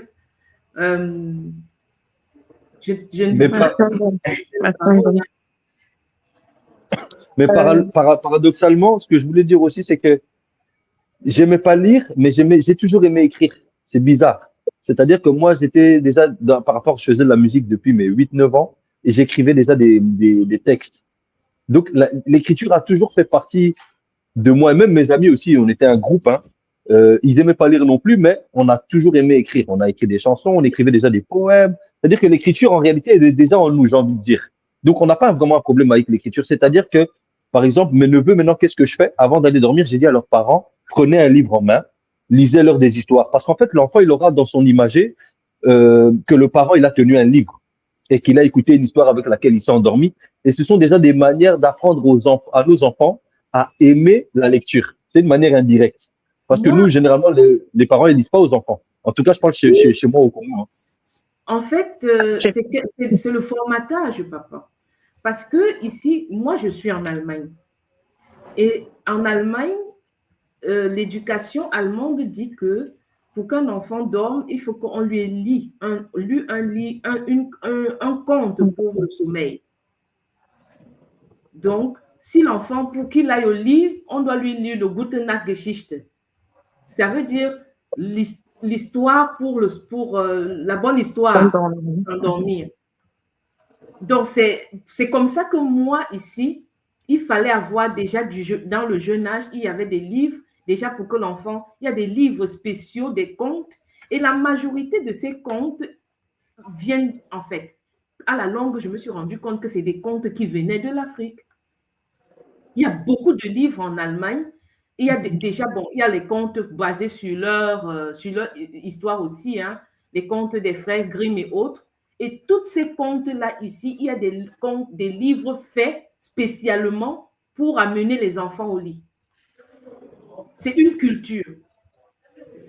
Tu vois, c'est à nous maintenant, chez nous, de réactiver notre culture. Déjà dans le temps, quand moi j'allais au village, on avait le soir, avant d'aller au lit, on se retrouvait dans la case de la grand-mère et on se racontait des histoires. On ne pouvait pas aller dormir sans se raconter des histoires. Ce n'est pas que ça n'existait pas chez nous avant. C'est l'occidentalisation de notre culture. En fait, là où on a quitté les villages, on est allé vers la ville, on a voulu se rapprocher de l'Occident, ce que tout le monde nous expliquait tout à l'heure. C'est ça qui nous a fait dévier de notre propre culture. Les histoires que moi, j'ai de ma tradition, c'était des contes avec des chansons. Hein. Aujourd'hui, je m'en rappelle très bien parce que pour moi, quand j'allais au village, c'était quelque chose de magnifique parce que je savais que le soir, autour du feu, à côté de la grand-mère, on va se raconter des histoires. Il y en avait qui vont te faire frissonner, mais après, à la fin, on te raconte toujours qu'il y a un protecteur. Et le protecteur, c'est qui? Moi, je ne comprenais pas l'histoire avant. Parce qu'on va te dire, il y avait la lignée des panthères, il y avait les lignées des rhinocéros. Et dans la lignée des rhinocéros, il y avait les rhinocéros qui vont sortir de l'eau, ou bien il y avait...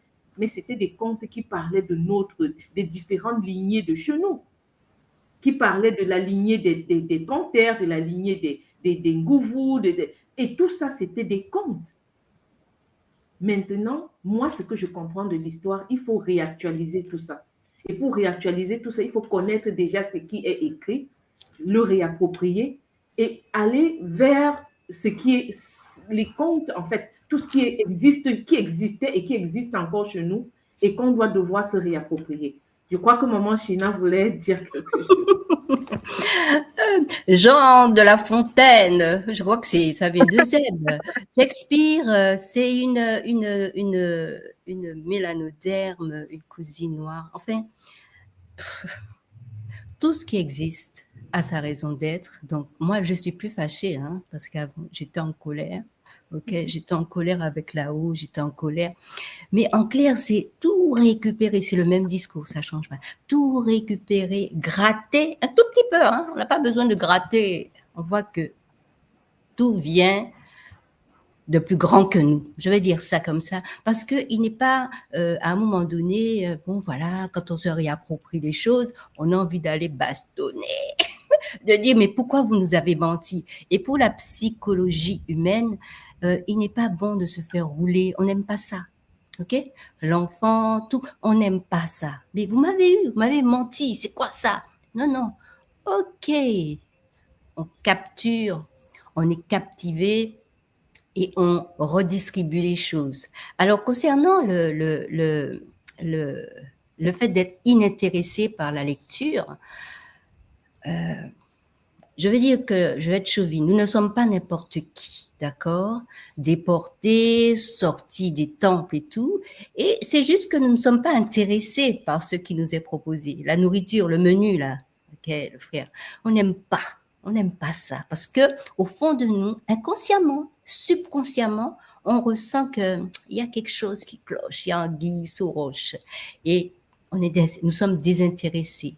Parce que, ce qui nous est servi est oxydé, hein, occidentalisé. C'est oxydé, on n'est pas intéressé. Mais quand nous mûrissons, nous grandissons, nous comprenons que nous pouvons prendre avec les mêmes ingrédients et refaire à notre propre sauce. Surtout si on aime la vérité, avec l'esprit critique et tout ça. Donc, ne rien rejeter, tout accueillir et nous découvrons. Nous découvrons les subterfuges, mais il ne faut pas oublier que c'est un jeu. Hein.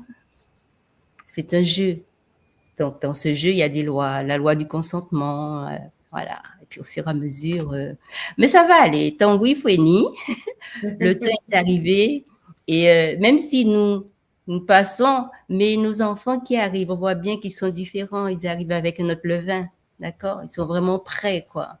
Une dernière chose, et puis je vais aller travailler.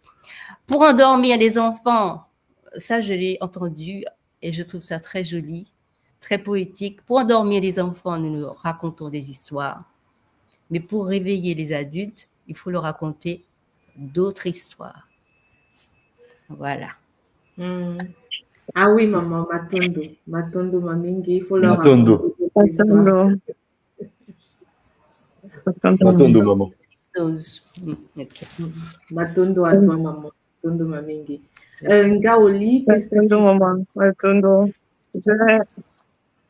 Oui, je disais que j'ai rebondi sur ce que Papa Kamaï disait, parlant de le manque d'engouement pour la lecture. Je crois que t'es pas le seul, il y a beaucoup. En tout cas, pour ma part, c'était un cas particulier parce que, comme maman Chine dit, les enfants reproduisent ce que les parents font. Et toute petite, j'ai toujours vu papa tenir le livre, même si c'était cette Bible-là qui était, on peut dire, on va dire, l'unique livre, si on donnait une certaine référence, c'était toujours ce livre-là.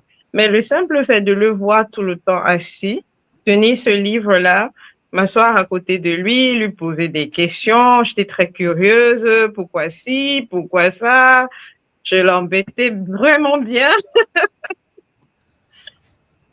Pourquoi, en fait, par exemple, pourquoi dans la Bible, on parle que de l'histoire des hommes, ils n'avaient pas des filles, papa, et tout ça. Donc, en fait, je l'embêtais bien. Mais même si c'était pas des livres qui, quelque part, nous guérissaient, qu'on nous enseignait à l'école, le fait de voir le parent à la maison lire, l'enfant prend directement goût à la lecture. Automatiquement, voilà, je suis devenue une amoureuse de lecture et je ramassais tout. Et lui-même, papa, quand il avait l'occasion, il achetait beaucoup d'autres livres. Parce que toutes les histoires des Grimm et tout ça, les contes, nous, on les a découverts dans les livres, mais à la maison, c'était pas des livres d'école, quoi. C'était des livres que lui, il achetait. Et même si c'était en anglais, hein, toutes les langues, de toutes les façons, bon, nous, on a subi la colonisation britannique et autres, la française, donc on parle les deux langues à l'école. Donc, il achetait tous ces livres-là. Et le fait de lire comme ça, là, constamment, l'enfant prend automatiquement goût. Et je me rends compte que, qu'est-ce que je constate quand on arrive, on est adolescent au lycée? Je me rends compte que pour les filières généralement scientifiques, les adolescents n'ont pas de goût pour l'histoire. C'était une matière qu'à la limite, voilà, on avait envie de partir de la classe. Et avec toutes les analyses et tout mon vécu, je me rends compte que non. En fait, c'est pas qu'on n'aime pas l'histoire, c'est parce qu'à force de nous laver le cerveau avec l'histoire des autres, on finit par perdre goût à l'histoire. C'est pas normal qu'un enfant parte de chez lui. Il a vu son père, sa grand-mère, peut-être il va au village, il rencontre les grands-parents. Dès qu'il est à la maison, il est avec ses parents. Mais dès qu'il sort de la maison, tout l'environnement extérieur ne lui parle que des autres. Que ce soit dans le domaine religieux, on va nous parler des autres. À l'école, on nous parle toujours des autres. À un moment donné, je pense que, comme aujourd'hui, tout le monde nous a montré que la lecture, c'est une guérison. Lire, c'est guérir son ADN. Donc, à ce moment-là, on détruit notre ADN. Donc, nos enfants qui vont à l'école ou nous autres qui avons été à l'école, enseigner à l'histoire des autres, c'est les mouloki qui nous détruisent l'ADN. Donc, quelque part aujourd'hui, même si on a été détruit, on voit que c'est vraiment un impératif crucial de faire comme les mamans ont dit, hein, et comme papa lui-même, il a dit, papa Kama, de faire cet effort-là, et c'est ce que tu as fait, ma papa, mais bravo pour ça, de faire cet effort-là d'amener nos enfants à la lecture, de trouver des astuces. Et je dis encore félicitations pour les groupes de lecture, pour les groupes de lecture qui sont déjà faits à l'école et tous les groupes, les PANG qui sont dans cette lancée-là, vraiment félicitations et félicitations aussi à toi pour l'écriture. Voilà, en tout cas, j'ai rencontré notre partenaire d'écriture.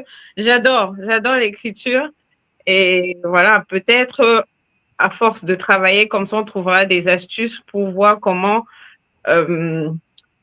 filtrer ou bien mieux se rassurer que ce qu'on transmet ne soit pas non plus biaisé, parce que nous, on a été quand même biaisés.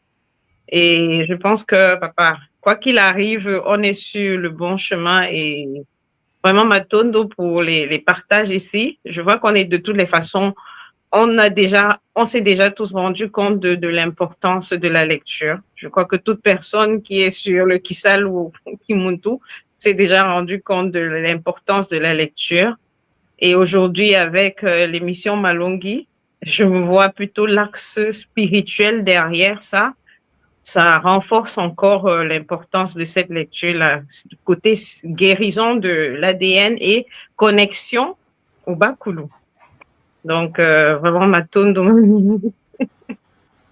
Matondo, maman, ça fait plaisir. Matondo, ça fait plaisir. Mais moi, par exemple, pour le livre, il s'appelle Zola Yabomoy. Et c'était quelque chose que j'avais déjà en moi. Et ce livre-là, en fait, comment dire, par rapport à la pensée actuelle, il va déranger. C'est pour ça que j'avais peur de l'envoyer, de le sortir en écrit. Mais au final, je me suis dit, s'il est en moi, c'est qu'il doit sortir. Et quand il est sorti, les personnes qui l'ont lu, ils m'ont dit directement, mais ce que tu proposes, c'est bien parce que c'est nouveau et c'est facile à lire, en fait. Et je prends pas parti. Je ne dénigre pas les autres, je prends pas parti. Et cette neutralité, c'est ce qui intéresse les lecteurs, en fait. C'est-à-dire que, comme vous l'avez dit, nous, si on sent que l'histoire, elle est contre nous, on ne sera pas tenté de vouloir apprendre ou lire. Tandis que là, dans le livre, j'ai vraiment essayé d'être le plus neutre possible, même si c'est difficile, hein. Mais c'était le point central que j'ai cherché, c'est la neutralité, afin de ne pas prendre parti, pas prendre de camp, et de juste dévoiler comment je ressens le Zola et comment je l'ai vécu, et comment je le véhicule, et comment je le conçois. Ah, Matondo, papa, Matondo. Envoie à la fédération, moi j'ai hâte de découvrir. On a hâte de voir la suite. C'est que 44 pages. Et je voulais pas aller sur des gros livres. C'est comme tout le monde il a dit, même moi, si vous me donnez un livre de 500 pages ou un livre de 44 pages, moi-même, je vais être franc, je vais aller sur 44 pages. Ah, d'accord, papa. C'est une réalité. Après avoir lu les 44 pages, on peut prendre goût et lire les 800 pages. Donc... Voilà. Mais dans les 44 pages, les gens qui l'ont lu m'ont dit, ils sont troublés, ils ont dû relire 2, 3, 4 fois. Et à chaque fois qu'ils le relisaient, ils avaient une nouvelle inspiration. C'est-à-dire que c'est 44 pages, mais chaque lecture est nouvelle. C'est pas 44 pages qui restent la même chose. Matondo. Je crois que là, nous allons à la fin de notre Kabula. Je vais rappeler Mpangi de se rapprocher du groupe Malongi sur le site de l'école, sur kimuntu.com, pour obtenir les pratiques, parce qu'il y a des pratiques qui devaient être publiées aujourd'hui, tout le mois à partager. Donc, ce sera mis sur le site Malongi, sur le site de l'école. Donc, n'hésitez pas, n'oubliez pas de différents tours et d'avoir accès au PDF. Parce que tout ce qu'il nous a proposé, il n'y a pas de fatalité, donc il y a toujours une solution.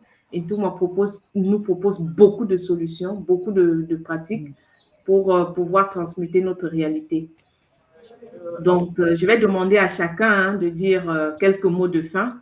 Donc, je commence par toi, papa. Qu'est-ce que tu nous dis, quelques mots pour clôturer ce Kabula? Je clôturerai ce Kabula en remerciant la vibration du Zola de nous réunir dans un dans une réalité qui nous ressemble plus, qui nous rassemble, qui nous unit et qui nous permet de comprendre l'autre qui est différent. Parce que la différence de l'autre fait ce que nous sommes. Et c'est la somme de cette totalité qui fera un monde meilleur. Matondo. Matondo, papa. Matondo, Mamengi. C'est magnifique.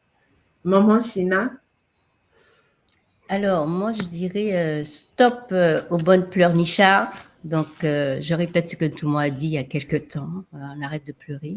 C'est bon, ça va. Si tu es attaqué, ben attaqué, mais attaqué, ça veut dire que tu dois être bien fort, bien costaud. Donc, réveiller ça. Et puis, réveiller, moi, j'avais inventé, parce que j'aime beaucoup écrire également. J'écris sur tout. Et réveiller le mode écriturienne. Donc, c'est un mot que j'ai pas inventé, mais bon, c'est une inspiration. Le mode écriturien et écriturienne. Voilà. Ah oui, c'est ça, maman. Comme tout le monde nous l'a dit aujourd'hui, hein, il faut aller dans notre ADN, activer ce que nous-mêmes vous avons besoin, ce qui est important. Ne pas laisser que ce soit les autres qui activent en nous ce qui n'est pas bon pour nous. Donc, nous avons tout en nous. Comme papa Kama le disait tout à l'heure, il aime écrire, il ne sait pas pourquoi. Nous, tout est en nous. Hein? Donc, activons en nous ce qui est magnifique, en fait, ce qui a toujours été en nous, ce qui est bien pour notre évolution. Donc, allons activer dans notre ADN ce que nous voulons manifester. Et c'est ce que l'école, par ce tabou-là et par tous les cours que nous apprenons à l'école, c'est ce que l'école nous montre. L'école nous apprend comment aller activer ce qui est magnifique, ce dont nous avons besoin pour pouvoir transmuter notre réalité. Ah, Matondo, maman. Ngaoli, qu'est-ce que tu nous dis, maman? Pour clôturer, j'aimerais tout simplement mettre l'accent sur ce que Ntomo a dit. Aller découvrir ce que nos Pangui de la même matrice, les cadeaux que les Pangui de la même matrice ont laissés sur Mamantoto. Allons découvrir pour nous nourrir. On a besoin de ça. Et nourrir notre communauté, c'est donner le Zola à notre communauté afin de pouvoir aussi donner le Zola à d'autres communautés. Matondo Mame. Magnifique, magnifique. Ah oui, allez découvrir ce que, en fait, c'est aussi un proverbe de l'école. Hein. Il nous dit, va chercher dans la tradition de l'autre ce qui est bon pour enrichir la tienne. Je crois que nous tous, ceux qui sont de l'école comprennent. Ah oui, maman Chine. Donc, ça sonne bien. Wadiafwa Ikadio. Ikadio. C'est joli, hein, c'est poétique. Ceux qui sont de l'école le comprennent.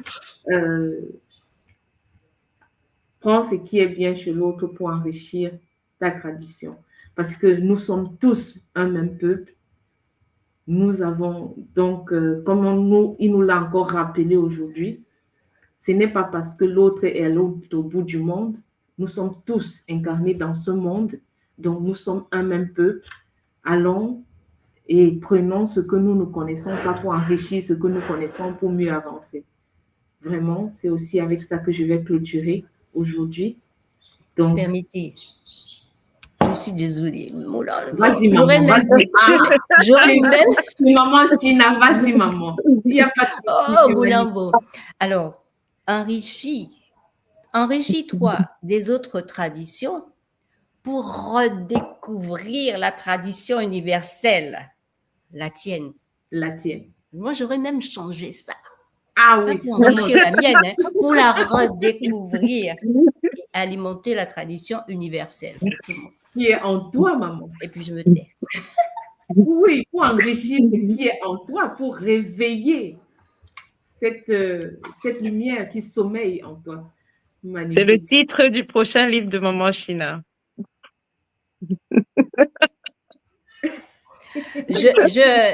Donc, je m'y attelle. Je m'y attelle. Okay. Matondo Amingi, c'est par ce dernier mot de Maman China que nous allons clôturer. Donc, Wadiafwa Ikadio. Ça, c'est quelque chose que nous apprenons à l'école, ce que nous intégrons et qui nous fait beaucoup de bien. Et par ces mots, nous allons clôturer au nom de la source divine unique ce Kabula. Matondo à vous qui avez été là aujourd'hui. Matondo à tous ceux qui vont suivre par la suite. Zola, on se revoit mardi prochain dans le cadre de Malungi.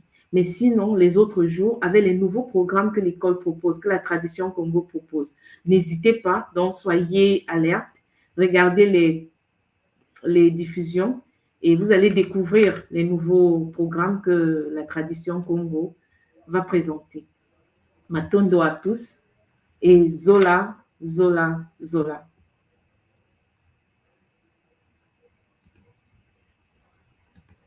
Voilà.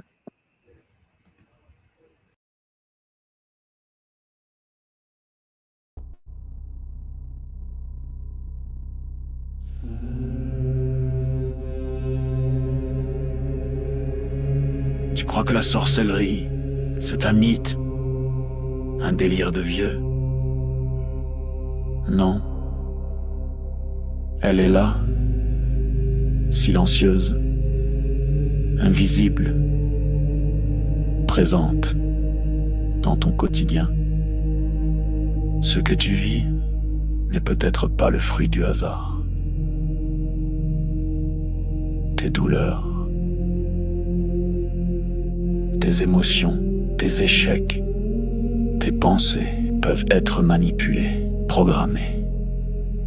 Dans cette série de directs exceptionnels, le docteur Ntumwa Nswadi Kimbazi révèle comment les rituels occultes s'allient aux technologies neurocognitives, comment le contrôle mental moderne opère, sans trace, sans bruit, comment des attaques ciblent ton énergie, ton mental, ton esprit, comment démasquer les attaques invisibles, vampirisme, viol astral, sortilège,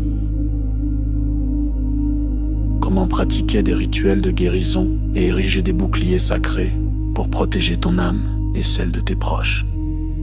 Et si l'on t'avait fait croire que tout était fatalité? La tradition Congo te guide pour reprendre pleinement ton pouvoir. Malungi, votre nouvelle émission Éveil, tous les jours à 13h, heure de Paris, en direct sur YouTube Tradition Congo et YouTube Fédération Kimuntu. Venez témoigner, échanger, partager vos expériences avec l'équipe Kimuntu. Épisode après épisode, nous dévoilerons les forces cachées qui gouvernent nos vies.